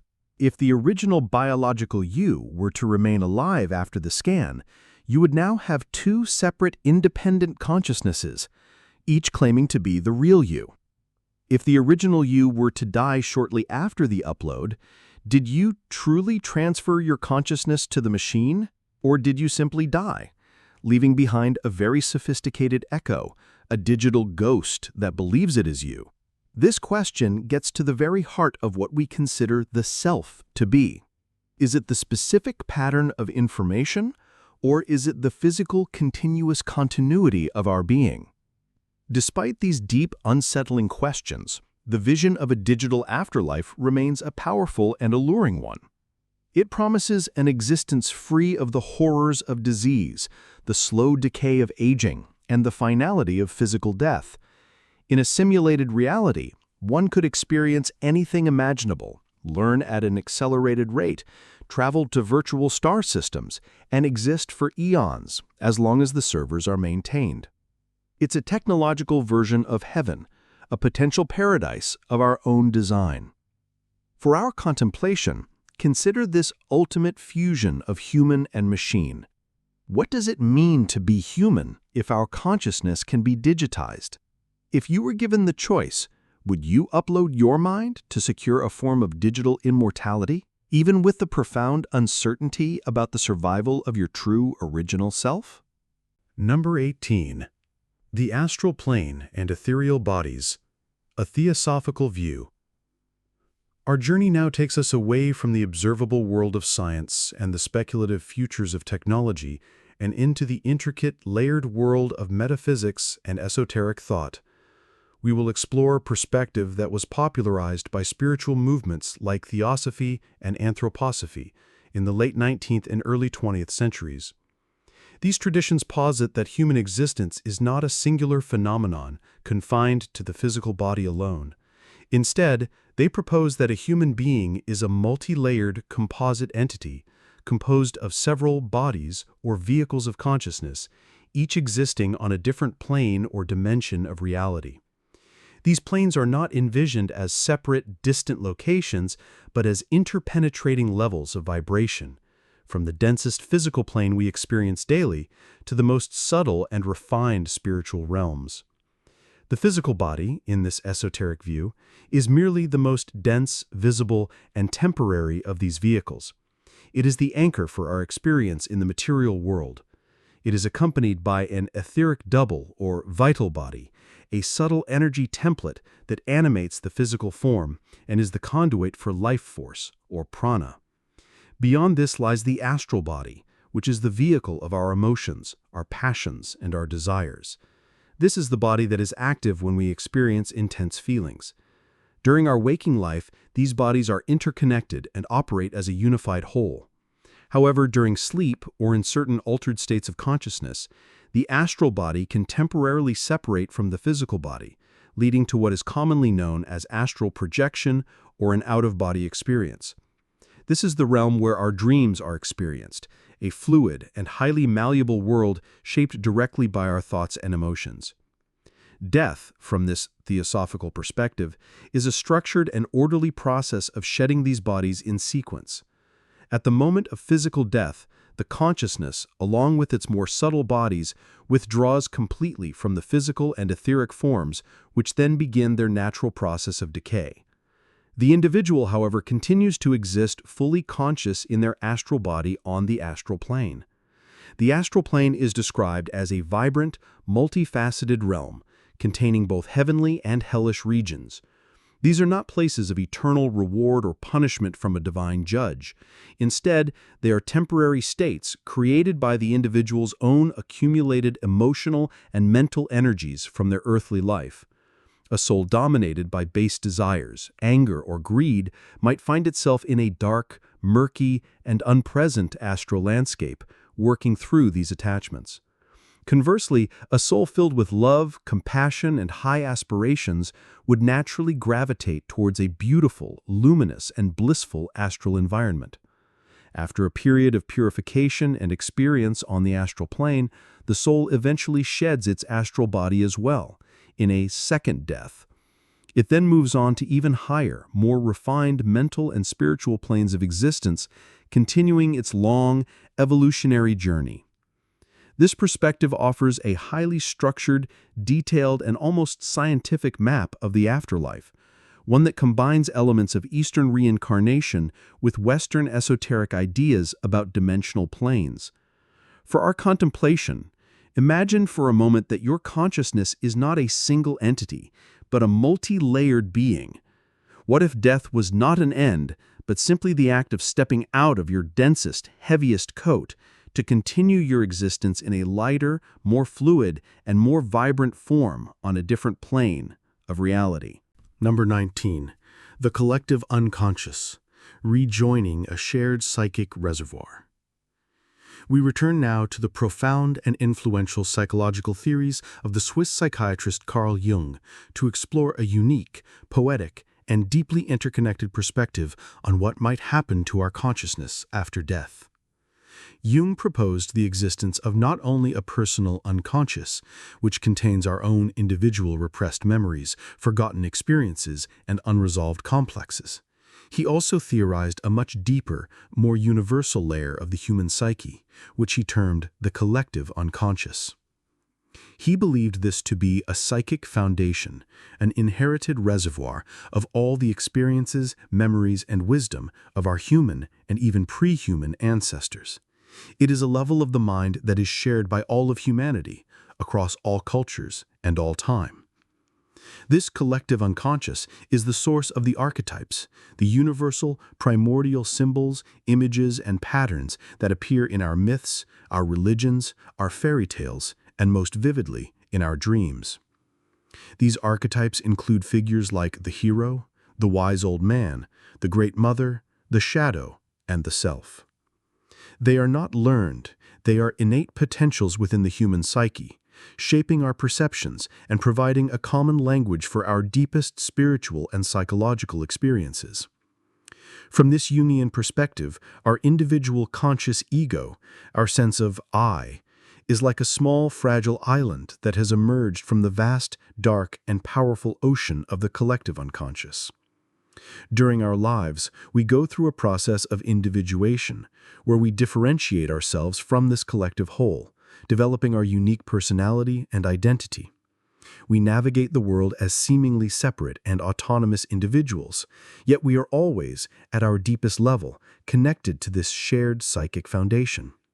Our most powerful instincts, our most profound spiritual longings, and the universal patterns of our life stories all arise from this common ancestral source. Now, let us speculate on what death might mean within this compelling psychological framework. If our individual consciousness is a temporary formation, a unique pattern drawn from this universal reservoir, then death could be understood as a process of dissolution and reabsorption. The individual ego, the I that we have spent a lifetime building, defending, and identifying with, would dissolve, much like a wave that has crested and now returns to the immense ocean from which it came. The carefully constructed boundaries of the self would blur and then vanish completely. The essence of our being, our personal experiences, our unique insights, our joys and our sorrows would be returned to the collective unconscious. In this view, there is no survival of the personal, individual self. There is no personal afterlife where you continue to exist as a separate entity. However, this is not a vision of complete and utter annihilation, as in materialism. It is a form of profound impersonal immortality. The information, the experience, and the wisdom gained during your lifetime are not lost forever. They are contributed back to the great psychic heritage of the human species. Your life becomes a part of the vast, ever-evolving story of humanity, enriching the collective well from which future generations will unconsciously draw their own myths, dreams, and understanding. It is a deeply interconnected and almost ecological view of consciousness. For our contemplation tonight, consider the idea of your life not as a separate, self-contained story, but as a single, unique wave in an infinite and timeless ocean. What if, upon death, you do not simply end, but rejoin the source, your essence becoming a part of the eternal legacy of the human spirit? Number 20. The Akashic Records, the universe's library of all events. Our exploration continues into a realm of esoteric thought that echoes the scientific concept of information conservation, but imbues it with a spiritual, personal, and accessible dimension. This is the theory of the Akashic Records. The term Akasha is a Sanskrit word meaning ether, sky, or ether, and in Theosophical and Anthroposophical philosophies, it refers to a non-physical plane of existence, a fundamental, omnipresent substance that pervades the entire universe. The Akashic Records are envisioned as a universal metaphysical library, a cosmic supercomputer, or a vibrational archive that contains a complete and perfect record of all events, thoughts, words, emotions, and intentions that have ever occurred, are currently occurring, or will ever occur in the history of the universe. It is the ultimate book of life, a living, energetic database that holds the story of every soul's journey. According to this belief system, the Akashic Records are not a static collection of dusty books or digital files. They're described as a living, dynamic field of energy or consciousness that is constantly being updated in real time. Every being, every soul, is said to have its own unique file or vibrational signature within this vast cosmic library. This personal record contains the complete and unabridged history of all its incarnations, its karmic patterns, its triumphs, its failures, its relationships, and the lessons it has learned along the way. While most of us are not consciously aware of this information during our physical lives, it is believed that certain mystics, psychics, or individuals who achieve a very deep state of meditation or altered consciousness can learn to tune in to this vibrational frequency. By doing so, they can access the records, gaining profound insights into past lives, understanding their current life's purpose, and perceiving the intricate, hidden web of interconnectedness that links all things. What does this concept suggest about the experience of the soul after death? In this framework, death is a transition into a state of greater awareness, a homecoming that involves a direct and unmediated communion with one's own Akashic record. The soul, now freed from the limitations of the physical brain and the conscious ego, is able to review its most recent life with perfect clarity. This is not just a review of its own subjective viewpoint, but a holistic, objective understanding of its journey. The soul can see and feel how its actions, words, and even thoughts affected others. It can fully grasp the karmic lessons it was meant to learn in that lifetime and perceive the grander patterns of its journey across many incarnations.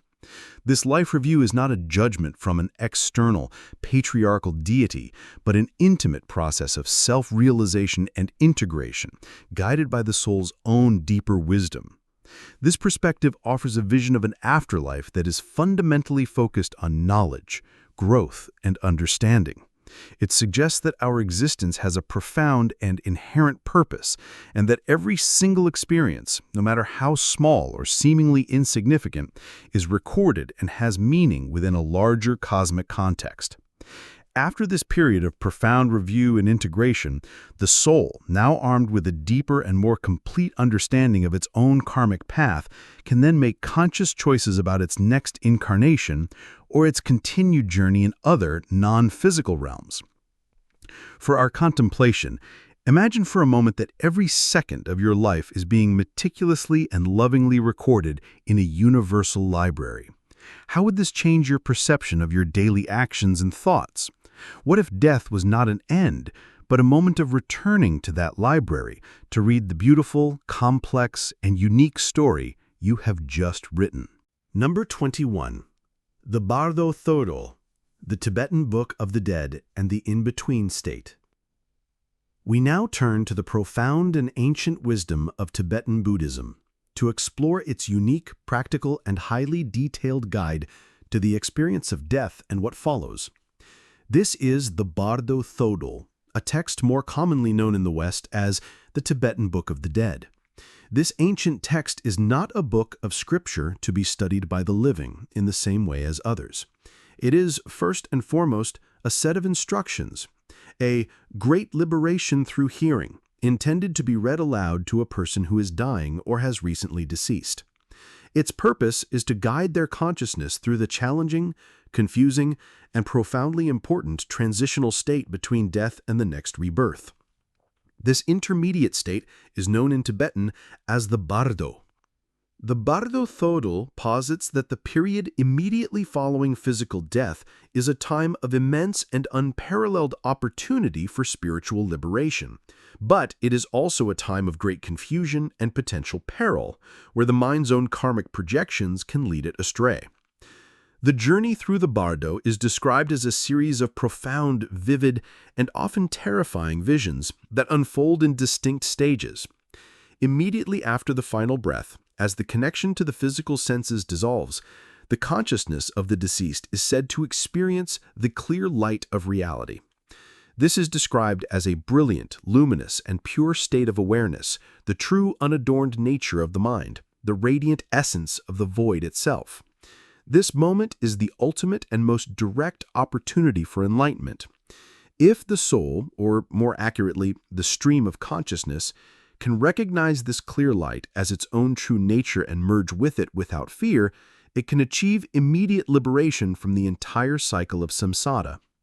However, due to lifetimes of accumulated karma, attachments to the ego, and a lack of spiritual training, most souls are said to be startled by this brilliant, empty radiance and recoil from it in fear, missing this first golden opportunity.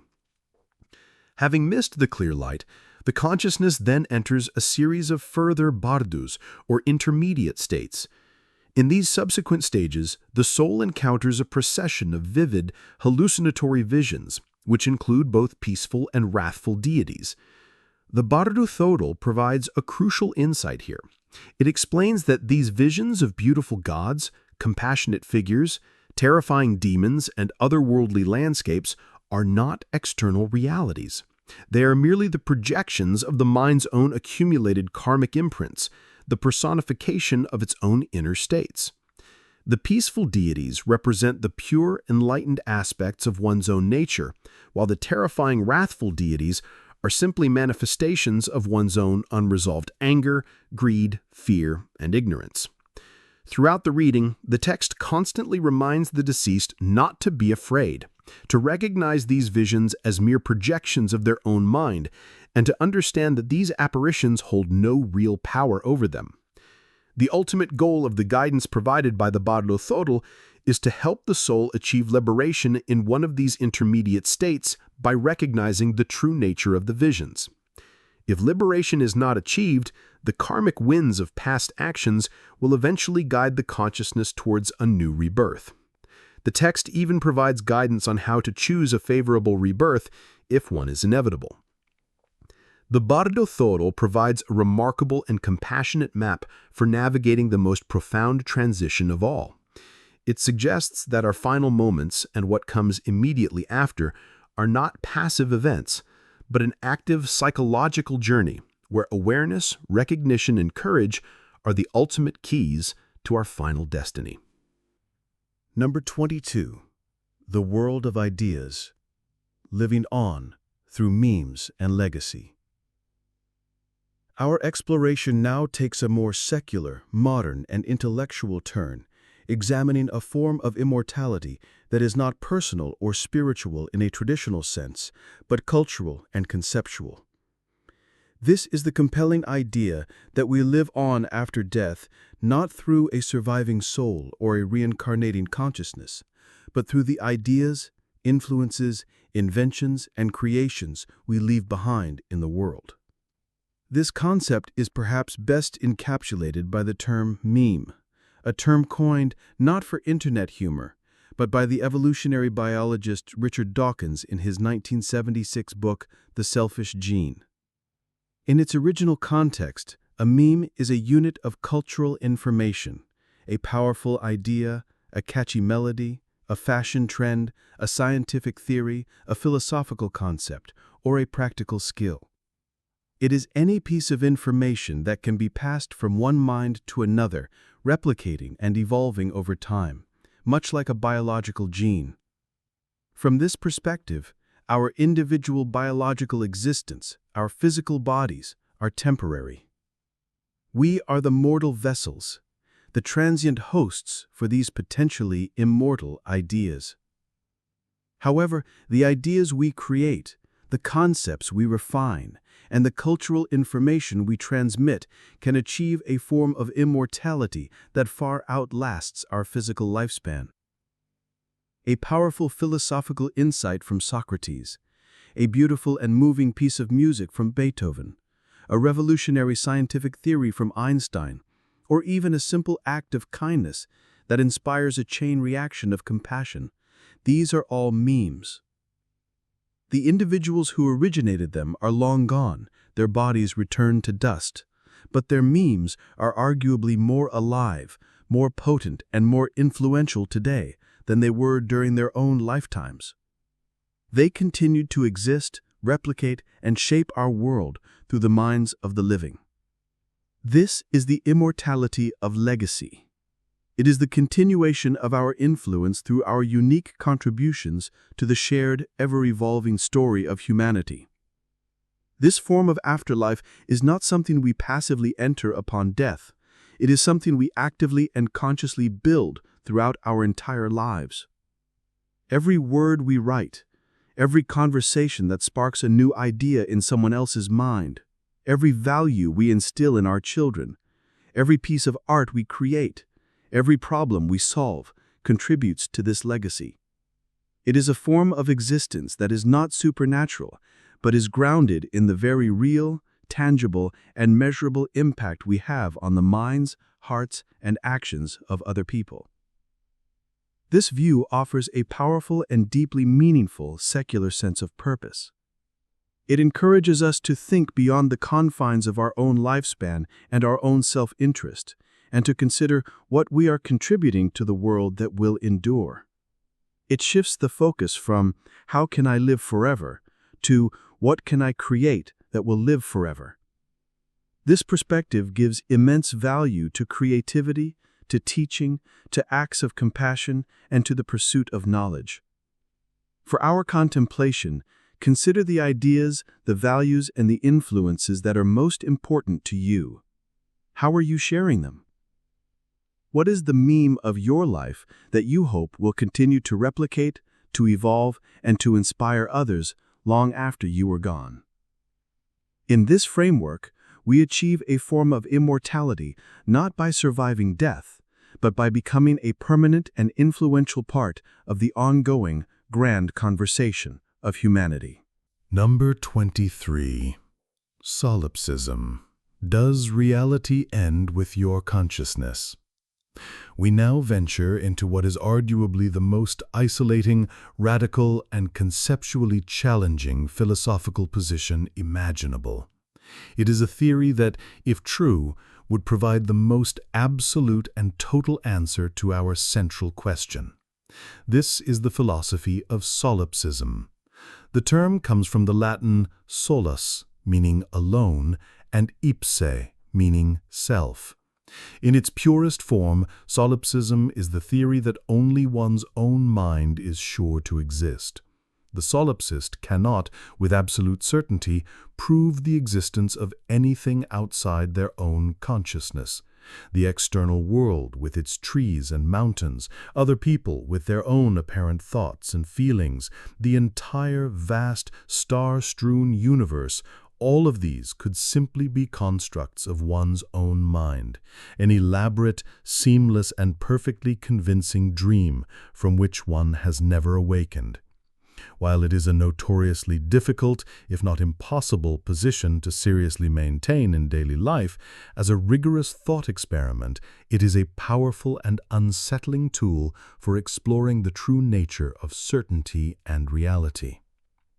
The foundation of solipsism rests on a single, undeniable, and inescapable truth. The only thing you can ever directly experience is your own consciousness. You experience the sensation of sight when you look at a tree. You experience the sensation of sound when you hear a voice. You experience the feeling of love or sadness, but all of these experiences, without exception, occur within the private theater of your own mind.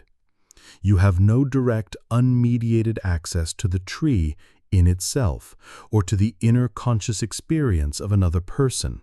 You infer their existence based on the patterns of your sensory data, but that data could, in theory, be entirely self-generated, like the characters and landscapes in a nightly dream. This is the ultimate extension of René Descartes' famous starting point, "I think, therefore I am." The solipsist accepts the "I think" and the "I am," but remains fundamentally and radically uncertain about everything else. If one were to adopt this philosophical stance, the question of what happens after we die becomes breathtakingly simple and terrifyingly absolute. If your consciousness is the only thing that truly exists, and the entirety of reality is nothing more than a projection of your own mind, then when your consciousness ceases to be, reality itself ceases to be. Death is not just the end of you, it is the end of everything. The universe, with all its galaxies, its billions of years of history, and its imagined future, simply winks out of existence, because the single mind that was generating it is gone. There is no afterlife, no reincarnation, no legacy, and no surviving information because there was never anything external to your mind to begin with. It is the ultimate game over. This is perhaps the loneliest and absolute form of finality that the human mind can conceive. It's a vision of ultimate and inescapable cosmic solitude. However, from another angle, it also places an extraordinary and almost divine emphasis on the preciousness and power of one's own subjective experience. If this reality is your creation, then your consciousness is, in a very real sense, the God of this universe. For our contemplation tonight, let this strange and unsettling idea unfold in the quiet space of your mind. Imagine for a moment, as a pure thought experiment, that everything you perceive is a product of your own consciousness. How does this change your relationship with the world, with other people, and with your own sense of self? Solipsism may be a philosophical dead end for most, but as an exercise, it forces us to confront the ultimate mystery of whether we can ever truly know anything beyond the confines of our own mind.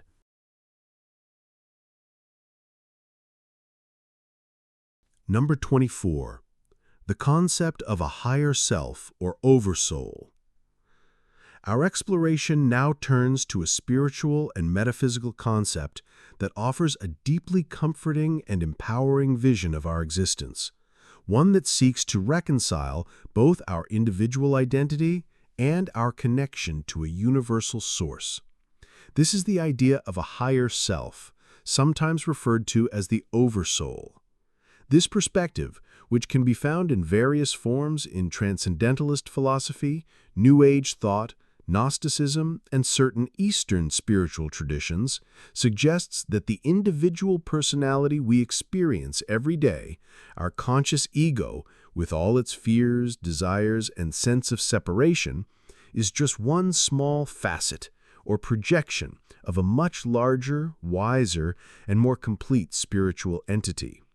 This greater being, the higher self, is our true, eternal identity. It is the part of us that is not bound by the limitations of time, space, and the frailties of the physical body. It exists in a state of higher awareness, pure consciousness, and unconditional love. In this framework, our earthly life is not a random or meaningless event. It is a purposeful journey undertaken by the higher self for the sake of experience, growth, and evolution. It is as if the vast oversoul, in its desire to know itself more fully, projects a small fragment of its own consciousness into a physical incarnation. This allows it to learn specific lessons, to experience the full spectrum of human emotions, to understand existence from a limited, individual perspective, and to work through specific karmic patterns. Our conscious ego is the temporary character that the higher self is playing in this grand cosmic drama. The higher self, however, is not a distant, uninvolved observer. It remains in a state of higher awareness, gently guiding its earthly fragment through intuition, inspiration, synchronicities, and the quiet whispers of the heart. The conscience, or the inner voice we sometimes hear, is seen as the voice of our own higher self, steering us towards our truest path. What happens at the moment of death, then, is not an end, but a beautiful and welcome homecoming. It is the moment when the fragmented, individual consciousness, having completed its earthly experience and learned its intended lessons, is reabsorbed back into the greater, whole consciousness of the higher self. It is a process of profound integration. The lessons, the memories, the wisdom, and most importantly, the love gained during the physical life are not lost. They are assimilated into the larger being, enriching it and contributing to its ongoing evolution. The limited, often fearful sense of a separate, individual I may dissolve, but the essence of the experience is preserved and integrated. It is a vision of personal survival, but on a much grander and more magnificent scale. This perspective offers a comforting and empowering view of life and death. It suggests that our struggles, our pains, and our challenges have a higher purpose within a larger loving context. It implies that we are never truly alone, but are always connected to a source of infinite wisdom and guidance. And it reframes death not as an oblivion to be feared, but as a joyful reunion with the totality of our own divine being, a graduation from the challenging school of earthly experience. For our contemplation, consider the idea that the you know is just a small, courageous part of a much larger, wiser self. What if your intuition is the whisper of this higher self? And what if death is not an exit, but a return to the full, brilliant light of your true nature? Number 25. Time as an illusion. The idea of all moments existing at once. We now delve into a concept that fundamentally challenges our most basic and intuitive perception of reality, a concept that emerges from the strange convergence of ancient philosophy and the frontiers of modern physics. This is the idea that time, as we experience it, is an illusion. Our everyday, common-sense experience tells us that time flows inexorably in a single, linear direction, like a river. The past is gone forever, a collection of memories. The future is yet to come, a realm of possibilities, and we exist only in the fleeting, razor-thin moment of the present, now. This intuitive view is known in philosophy as presentism. However, an alternative and scientifically consistent theory, known as eternalism, or the block universe theory, suggests that this experience of a flowing present is a profound and persistent trick of human consciousness. Instead, it posits that all of time, every moment of the past, the present, and the future, exists simultaneously and is equally real. This block universe can be visualized as a four-dimensional loaf of bread. The three familiar spatial dimensions, width, height, and depth, are the dimensions of the loaf itself. The fourth dimension, time, is its length. In this model, every moment in the history of the universe, from the Big Bang to its final eventual heat death, is simply a different slice of this four-dimensional loaf. All of these slices, all of these moments exist at once, just as all the slices of a loaf of bread exist simultaneously. Our consciousness, for reasons we do not fully understand, experiences these slices in a sequential order, creating the powerful illusion of a moving, flowing present moment. It's as if our awareness is a spotlight moving steadily along the length of the loaf, illuminating one slice at a time, creating the narrative of a past, a present, and a future.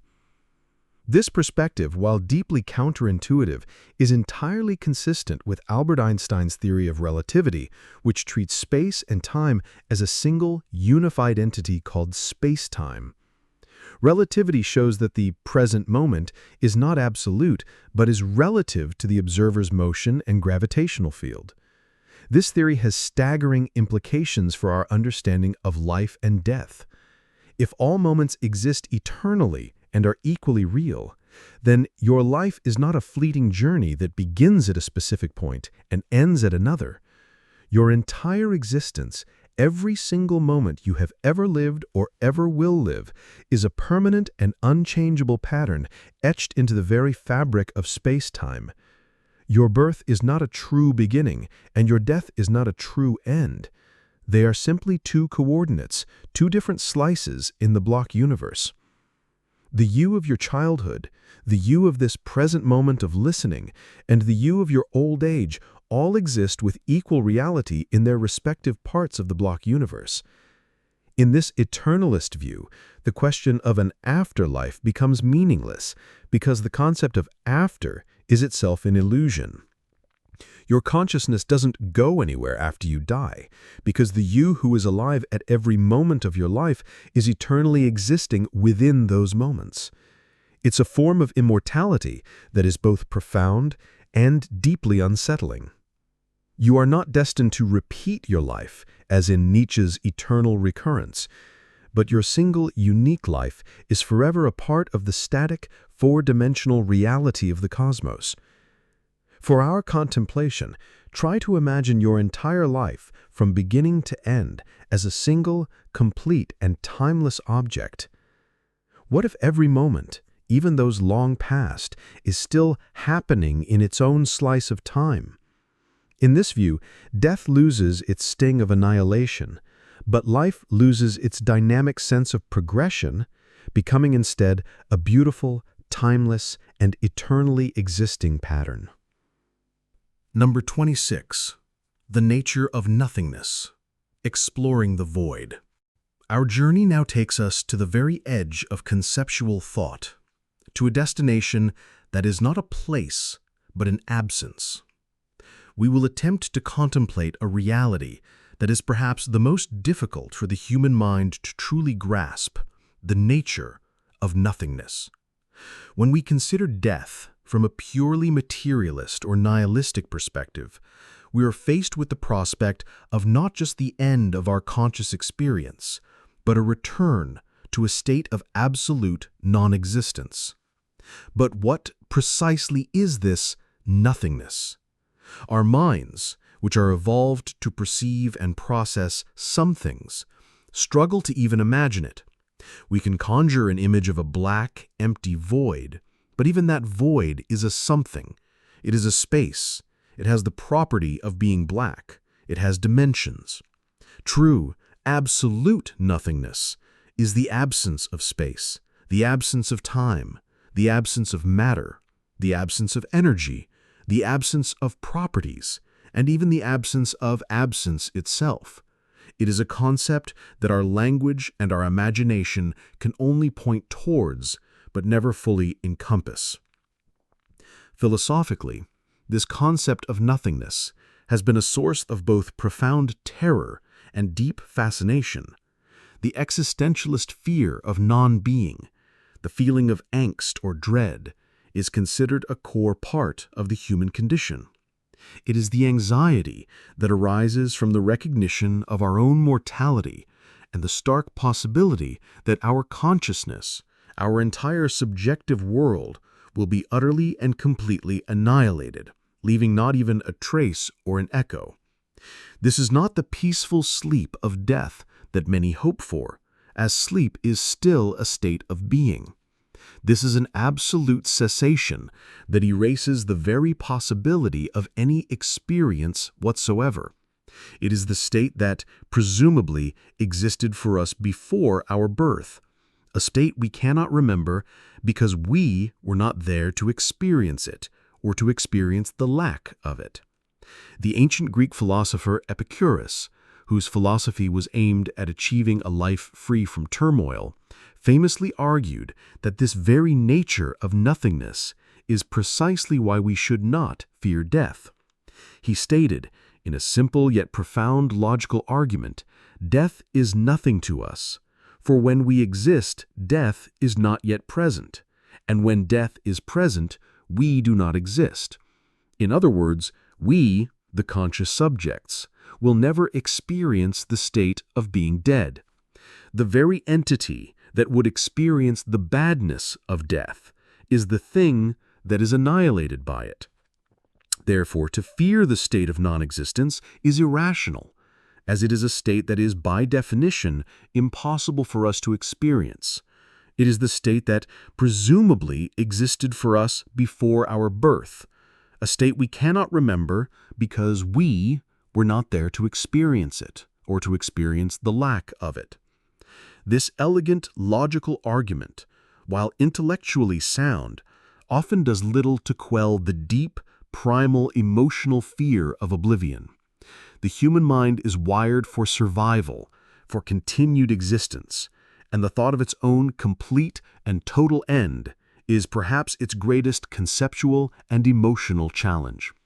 For our contemplation tonight, let us try to sit with this profound idea, not with fear, but with a quiet, detached curiosity. Try to imagine the state before you were born. It was not darkness. It was not silence, for those are experiences. It was simply nothing. What if death is a perfect mirror of that prenatal state, a return to an absolute, experienceless void? Does this idea bring a sense of peace, a profound release from all the burdens and struggles of existence? Or does it, by contrast, highlight the incredible, improbable, and fleeting miracle of being something right here, right now? Number 27. The human fear of the unknown, a psychological perspective. Having explored the vast and varied landscape of theories about the afterlife, from ancient mythologies to futuristic speculations, our journey now turns its focus inward.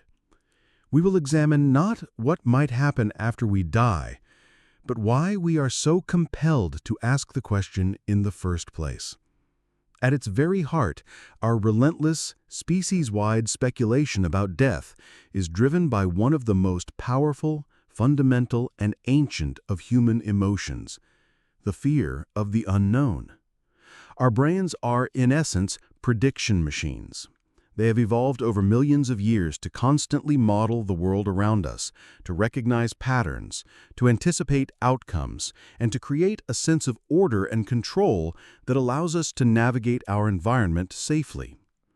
The unknown represents a fundamental failure of this predictive capacity. It is a void in our mental map of reality, and encountering such a void triggers deep-seated anxiety and a primal, instinctual sense of vulnerability. Death is the ultimate unknown. It is the one event in our lives that is absolutely certain to occur. Yet its nature, its experience, or lack thereof, remains completely and permanently beyond our direct empirical knowledge. This creates a profound and inescapable psychological tension. We know with certainty that it is coming, but we cannot know with any certainty what it is like. This fear is not just a single, simple emotion. It is a complex constellation of related anxieties. It is the fear of the potential for pain in the process of dying. It is the fear of the loss of control over our own bodies and minds. It is the fear of the loss of our self, our identity, our memories, and all that we are. It is the fear of separation from our loved ones. And underlying all of this is the profound existential dread of complete and total uncertainty. It is this deep-seated fear that has, for millennia, fueled the creation of every religious, spiritual, and philosophical system concerning the afterlife. These systems are, in a very real psychological sense, powerful and intricate narratives designed to fill the void. They provide a map for the uncharted territory. They offer a sense of order, purpose, and justice to an event that can otherwise seem chaotic and meaningless. They are humanity's grand and courageous attempt to bring light to the ultimate darkness, to soothe the profound anxiety of the unknown.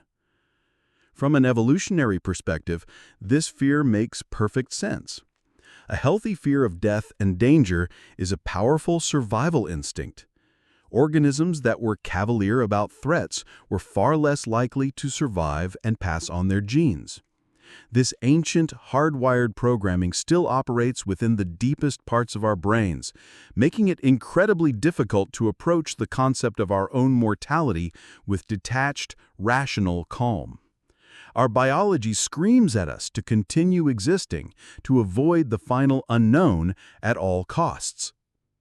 Understanding that our fear is a natural, psychological, and evolutionary response can be incredibly liberating.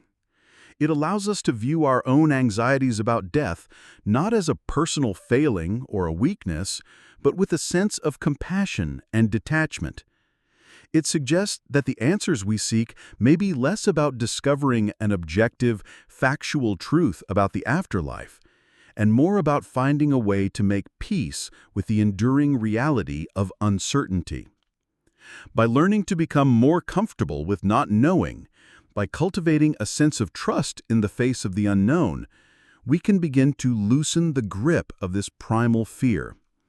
We can start to see the mystery of death not as a terrifying void to be filled, but as the final, natural unfolding of existence. Number 28. The Stoic View of Mortality. Memento Mori. We now turn to the profound and practical wisdom of the Stoic philosophers of ancient Greece and Rome.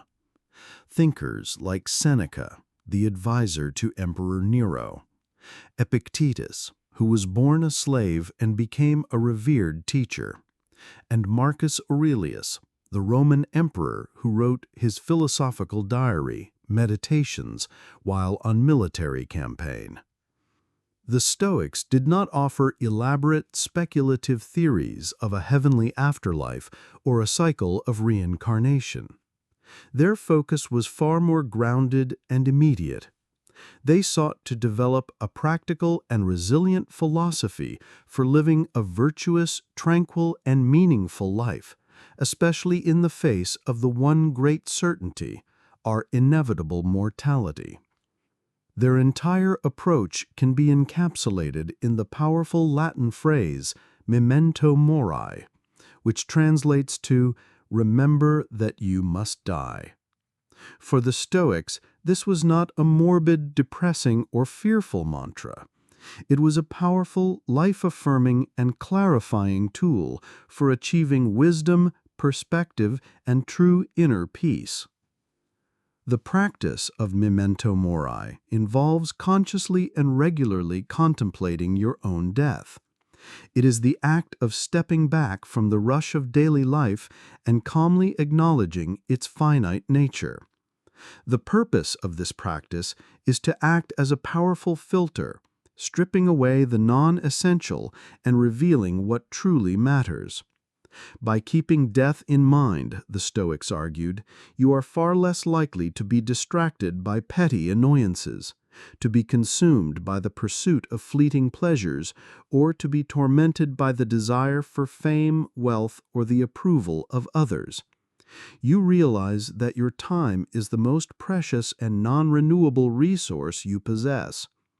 This profound realization helps to cultivate a sense of urgency, focus, and gratitude. It encourages you to live each day with virtue, purpose, and integrity, because you understand that any day could be your last. The Roman statesman and philosopher Seneca famously wrote, "It is not that we have a short time to live, but that we waste a lot of it. Life is long enough, and a sufficiently generous amount has been given to us for the highest achievements, if it were all well invested." The contemplation of death is the Stoics' most powerful antidote to this waste of life. It forces us to ask the most important questions. Am I living in accordance with my deepest values? Am I acting with kindness, courage, and justice? Am I being the person I truly want to be? Am I making good use of the precious time I have been given? This is not about fearing death, but about using the reality of death to inspire a better life.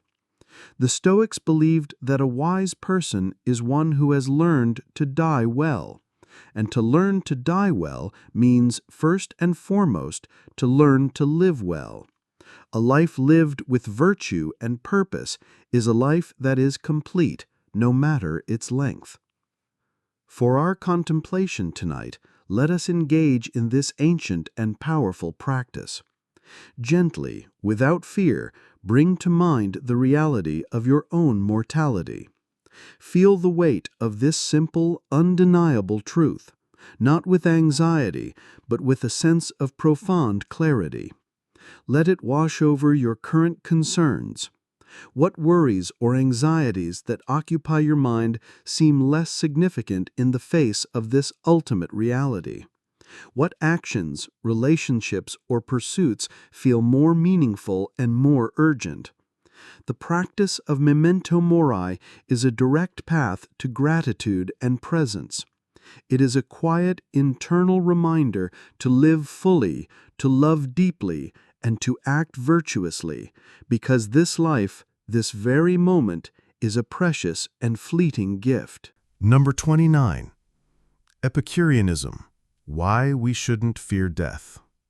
We return now to the serene and rational wisdom of the ancient Greek philosopher Epicurus, whose entire philosophical system was designed with one primary goal in mind: to achieve a life of ataraxia, or a state of profound tranquility, free from all fear and mental disturbance. While the Stoics used the thought of death as a tool to inspire virtuous living, Epicurus approached the subject with a cool, dispassionate, and logical analysis designed to completely dismantle the fear of death at its very root.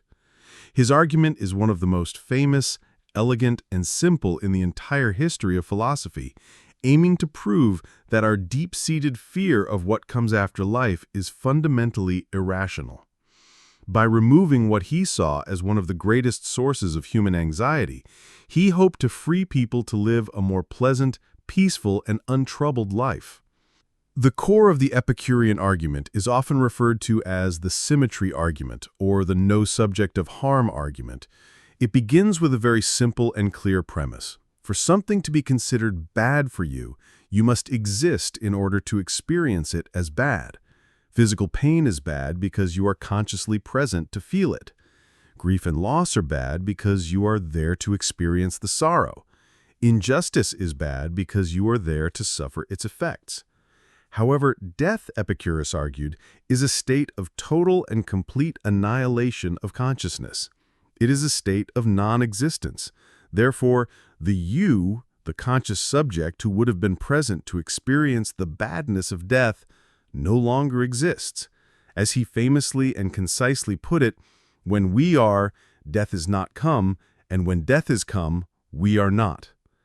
In essence, our conscious existence and the state of being dead are mutually exclusive. They can never, ever coexist in the same moment. To further illustrate this powerful point, he asks us to consider the time before we were born. We do not look back upon the eternity of non-existence that preceded our birth with any sense of fear, dread, or loss. We feel no sorrow for the infinite experiences we missed before we were conceived. We were not there to experience that non-existence, so it was, quite literally, nothing to us.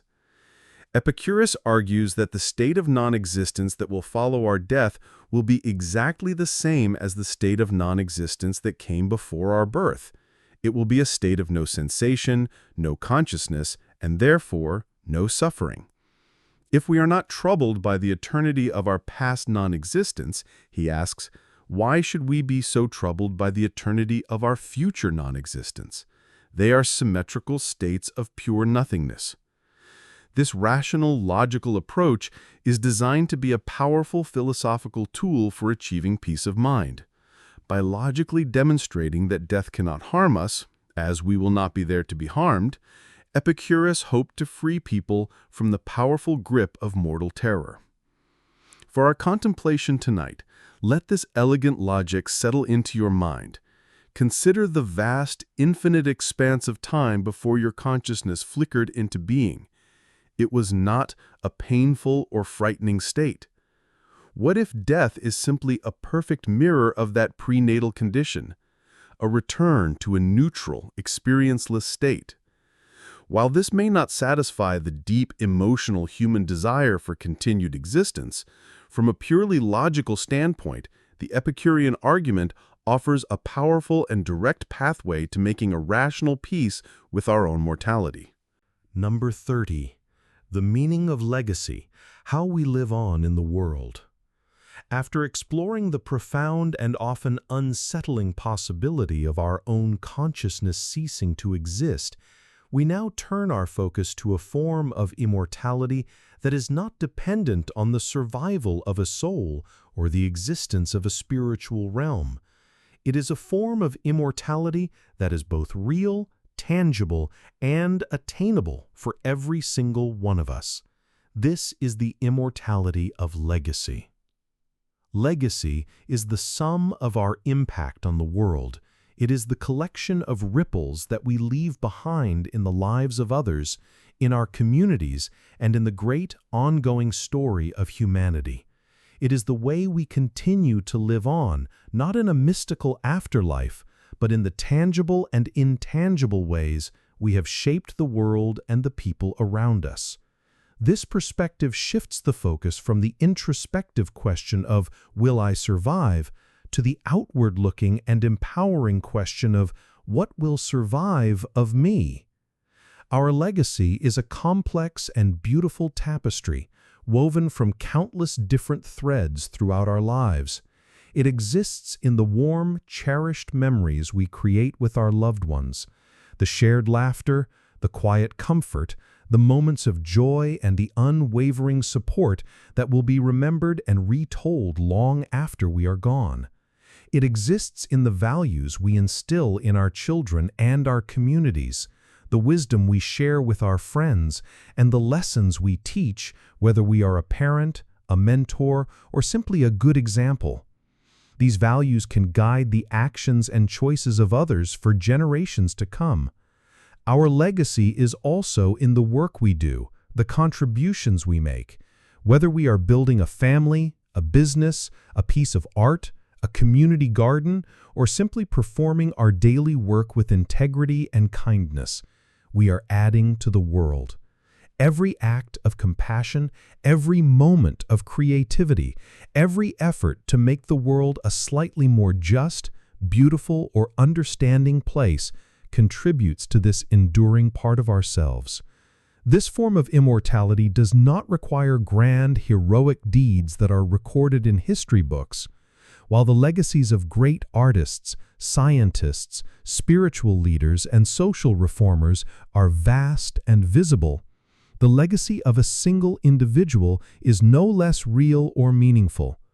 A parent's legacy lives on in the character, kindness, and resilience of their children. A teacher's legacy lives on in the curiosity and knowledge sparked in the minds of their students. A friend's legacy lives on in the support, laughter, and joy they brought into the lives of others. We are all, in every moment, constantly building our legacy with every choice we make and every action we take. It is the unique and indelible mark we leave on the intricate fabric of existence. This perspective offers a powerful and secular sense of purpose and a deeply meaningful way to confront our own mortality. It suggests that a life well lived is one that is focused on creating a positive legacy. It encourages us to think beyond our own selfish desires and to consider how we can contribute to the well-being of the whole. It transforms our finite lifespan into an opportunity to create something of infinite value. For our contemplation tonight, reflect on the legacy you are currently building thread by thread, day by day. What are the values you want to be remembered for? What impact do you hope to have on the people and the world around you? In the end, perhaps the truest and most beautiful form of immortality is not to live forever, but to create something, love, knowledge, beauty, kindness, that does. Number 31. The role of ritual and grief in understanding loss. As our journey through the abstract realms of the afterlife nears its end, we turn from the speculative question of what happens after death to the very real, tangible, and human experience of confronting it here and now. We explore the profound, universal, and deeply necessary role of ritual and grief. Across every culture, in every society, and throughout all of human history, people have developed rituals to navigate the powerful and disruptive passage of death. Funerals, memorials, wakes, vigils, and ceremonies of remembrance are not merely empty traditions or social obligations. They are essential psychological, social, and spiritual tools that help us, the living, to process an otherwise overwhelming loss. They allow us to honor the deceased, to find meaning in their life, and to begin the long and difficult process of making sense of our own mortality. Rituals provide structure and containment in a time of emotional chaos. When a death occurs, our sense of normalcy, safety, and predictability can be completely shattered. The prescribed, familiar steps of a ritual, the gathering of the community, the sharing of stories, the formal disposition of the body, offer a safe and predictable container for our overwhelming and often contradictory emotions. They give us something to do when we feel utterly helpless. They create a sanctioned, sacred space where it is not only acceptable, but encouraged to express grief, to cry, to share memories, and to receive the vital support of our community. Whether it is the lighting of a candle, the sharing of a meal, the leaving of flowers, or the recitation of a prayer, these symbolic actions provide a focal point for our sorrow and foster a sense of shared purpose and collective mourning. They publicly mark the significance of the life that was lived and force us to acknowledge the stark reality of the loss, which is the first, crucial step in the grieving process. Grief itself is not a problem to be solved or a condition to be cured. It is a natural, necessary, and healthy response to loss. It is the emotional manifestation of the love we had for the person who is gone. Grief is, in many ways, the final and enduring form that love takes. It is a messy, painful, and often non-linear journey of adaptation to a new reality. Psychologists have identified various stages or tasks of grief, such as accepting the reality of the loss, processing the immense pain, adjusting to a world that no longer includes the deceased, and eventually finding a way to maintain an enduring connection to them while reinvesting in our own ongoing life. This process is deeply personal and unique to each individual. There is no right or wrong way to grieve, and there is certainly no set timeline for its completion. By understanding the vital importance of ritual and the natural, healthy nature of grief, we can approach death, both our own inevitable end and that of those we love, with greater compassion, patience, and wisdom. These universal human practices are a powerful testament to our profound need for connection, for meaning, and for community, especially in the face of our greatest and most universal fear. They are the sacred ways we hold on to love after a life has ended, and how we, the living, learn to carry on. For our contemplation tonight, reflect on the rituals that have been a part of your own experiences with loss. How have they helped you navigate the difficult terrain of grief? And what does our collective human need for these practices reveal about the depth of our bonds and the enduring power of memory and love? Number 32.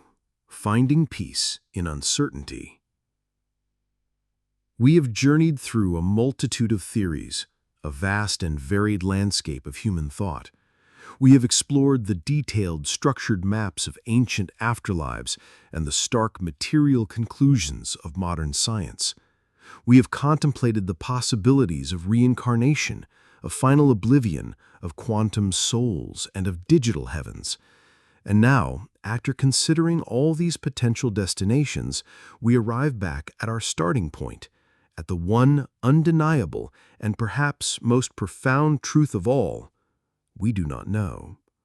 The great veil remains intact. This state of profound and inescapable uncertainty, this fundamental unknowing, can be a primary source of our deepest existential anxiety. The human mind, by its very nature, craves answers.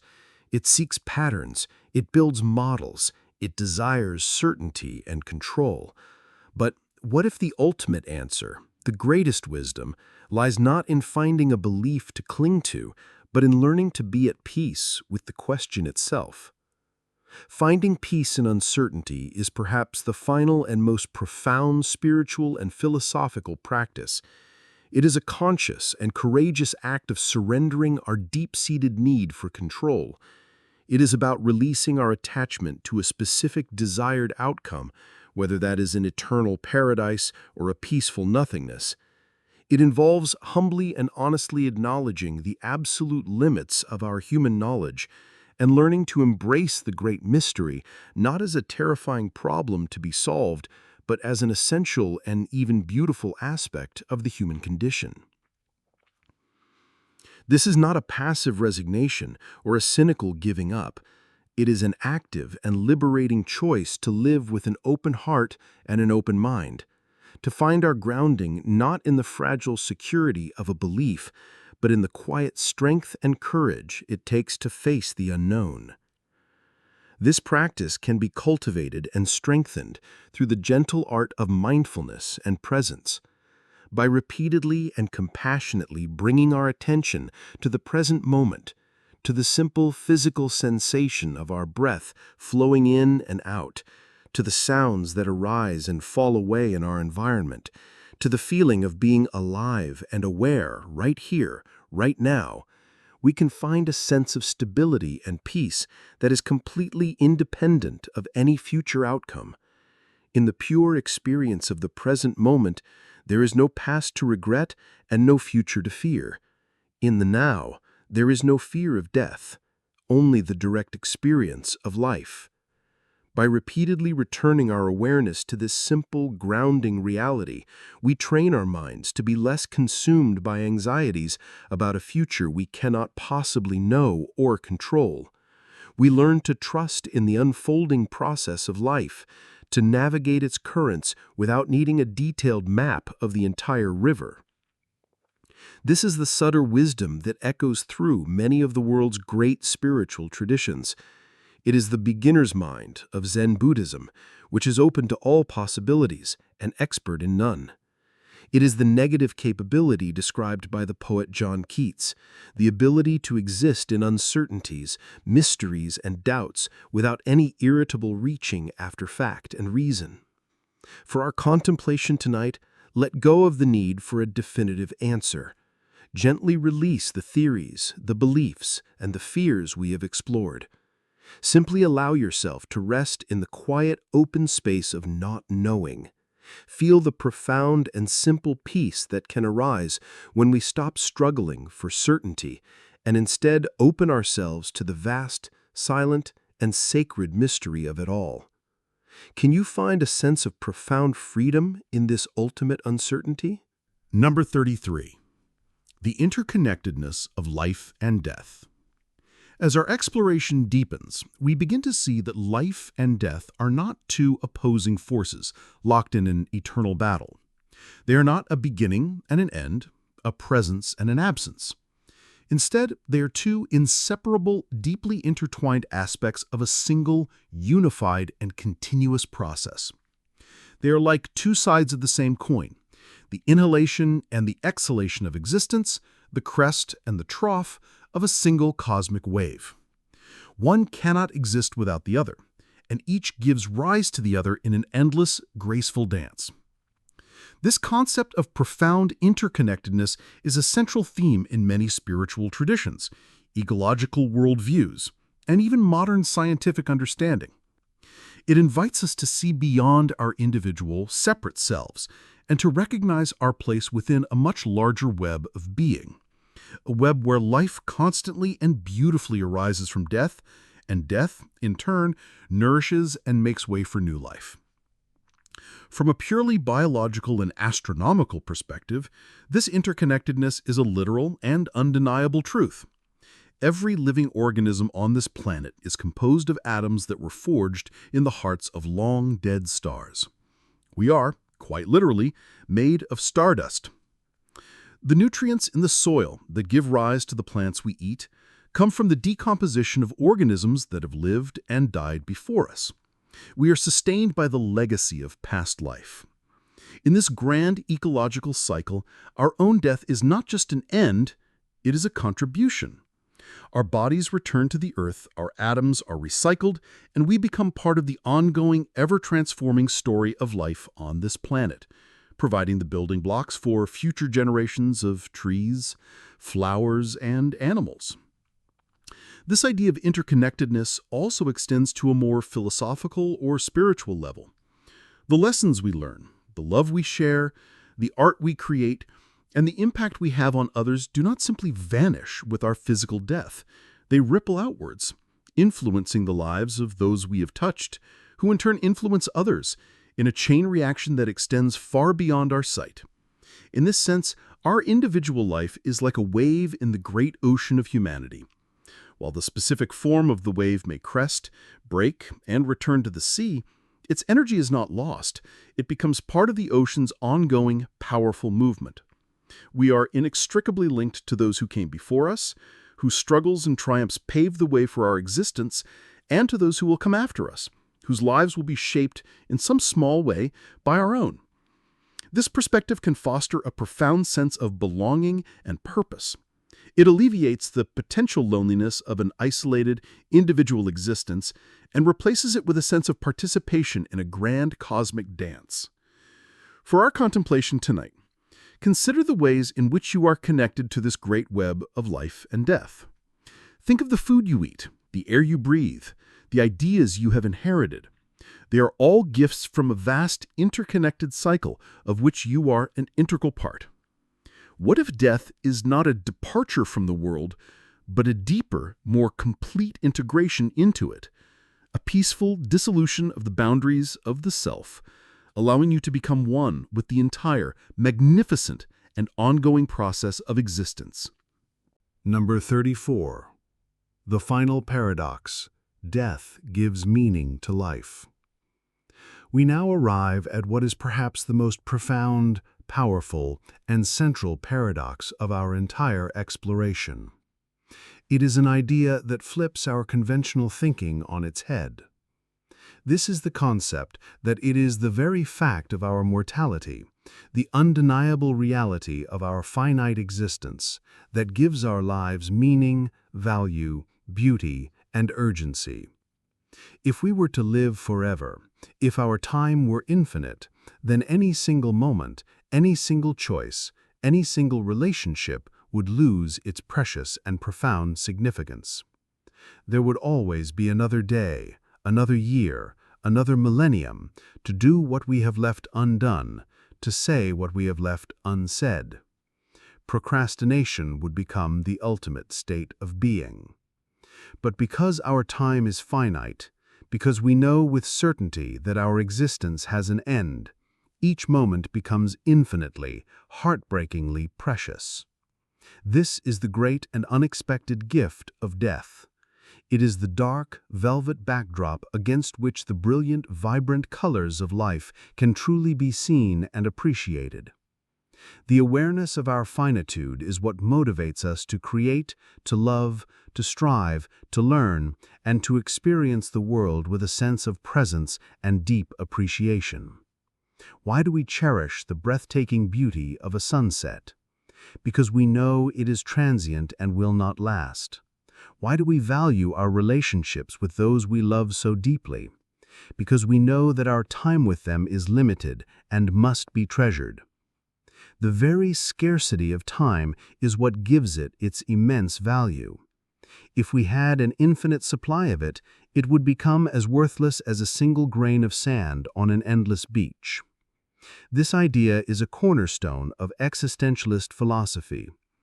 Thinkers like Martin Heidegger argued that living an authentic life requires a full awareness of one's own being towards death.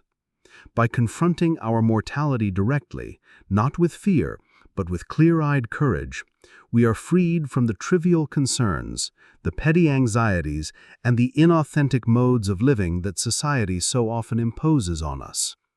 We are called to take full responsibility for our lives, to make conscious choices, and to live in a way that is true to our deepest, most authentic values.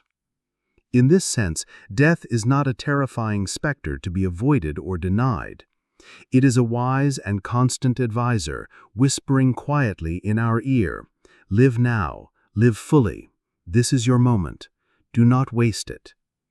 For our contemplation on this theme, let us embrace this profound paradox. Let the awareness of your own mortality be not a source of fear or sadness, but a powerful source of inspiration and vitality. Let it be the catalyst that awakens you to the staggering beauty of the present moment. Think of one thing in your life that you truly, deeply cherish. Now consider how the knowledge that it is temporary, that it will not last forever, deepens and enriches your appreciation for it. The finality of death is not life's great curse, but its most profound blessing. It is the dark, silent frame that gives the masterpiece of our existence its shape, its contrast, its beauty, and its ultimate, precious meaning. Number 35. Embracing the mystery, the unfolding question. Our long and contemplative journey through the many veils of what lies beyond death now comes to a gentle and quiet close. We have wandered through the grand halls of ancient philosophy. We have navigated the strange and wondrous landscapes of modern physics, and we have sat with the profound silence of our own deepest psychological fears. We have considered the immortal soul, the eternal cycle of rebirth, the stark finality of oblivion, and the enduring immortality of legacy. And now, after considering all of these possibilities, all of these intricate and beautiful human creations, we return to where we began, standing respectfully before the great unanswered question, not with a definitive map clutched in our hand, but perhaps with a deeper sense of peace, a more profound humility, and a greater appreciation for the sacredness of the mystery itself. The ultimate wisdom, it seems, may lie not in finding a single, comforting answer to which we can cling for security. It may lie in learning to embrace the question itself. The question of what happens after we die is perhaps not meant to be solved by the rational mind. It is meant to be lived with an open heart. It is a question that by its very nature invites us to live more deeply, to love more fully, and to contemplate the nature of our own existence with a sense of reverence, wonder, and humility. It is the powerful, invisible engine behind our search for meaning, our most profound spiritual longings, and our innate desire to connect with something larger than ourselves. To erase the question, to settle for a simple and final answer, would be to erase a fundamental part of what it means to be a conscious, inquisitive, and wondrous human being. Let the multitude of theories we have explored tonight be not a source of confusion or conflict, but a testament to the incredible creativity, the boundless imagination, and the resilient spirit of humanity. In the face of the ultimate unknown, we have not surrendered to despair. We have created magnificent art. We have built complex philosophies. We have told epic stories, and we have peered into the very fabric of the cosmos, all in a courageous attempt to make sense of our place within it. Each theory, from the ancient myth to the most modern scientific speculation, is a different kind of poem written to the mystery, a different kind of song sung into the great silence. Each one offers its own unique form of comfort, its own unique challenge, its own unique beauty. As you drift now towards the gentle edge of sleep, allow all these ideas, all these theories, and all these questions to dissolve. Let go of the need to know. Let go of the intellectual struggle for certainty. Simply allow yourself to rest in the profound and beautiful mystery of it all. The journey does not end with an answer. It ends with a quiet and peaceful embrace, an embrace of the unknown, an embrace of the transient and precious beauty of this life, and an embrace of the quiet, unfolding question that will accompany us until we too pass beyond the veil. The mystery is not a wall that blocks our path, but a doorway into deeper contemplation, and tonight you can simply rest before it in perfect, serene, and peaceful wonder. Number 36. The Echo of Wonder. Living with the Great Question. And so we arrive at the final reflection of our journey. We have stood at the threshold of the great mystery, and instead of demanding an answer, we have chosen to listen to the echo of the question itself. What remains after all the theories have been considered and all the philosophies have been weighed? What is the lasting impact of this deep contemplation? It is the cultivation of wonder. To live with the great unanswered question is not to live in a state of fear or anxiety, but to live in a perpetual state of awe at the profound strangeness and beauty of our existence. It is to walk through the world with a heightened sense of the preciousness of the present moment and a deep humility in the face of the vast, unknown cosmos. This sense of wonder transforms our relationship with life itself. When we truly embrace the mystery of our beginning and our end, the small, mundane details of our daily lives can take on a new and luminous quality. A simple conversation with a loved one, the sight of the sun setting, the feeling of a cool breeze. These moments are no longer just routine events in a long, predictable chain. They become instances of a fleeting, improbable, and magnificent reality. They are pieces of a story whose ultimate meaning is unknown, and that very unknowingness makes them all the more sacred. Living with the question allows us to find the extraordinary within the ordinary, to see the universe in a grain of sand, and eternity in a single hour. This is not an escape from reality, but a deeper engagement with it.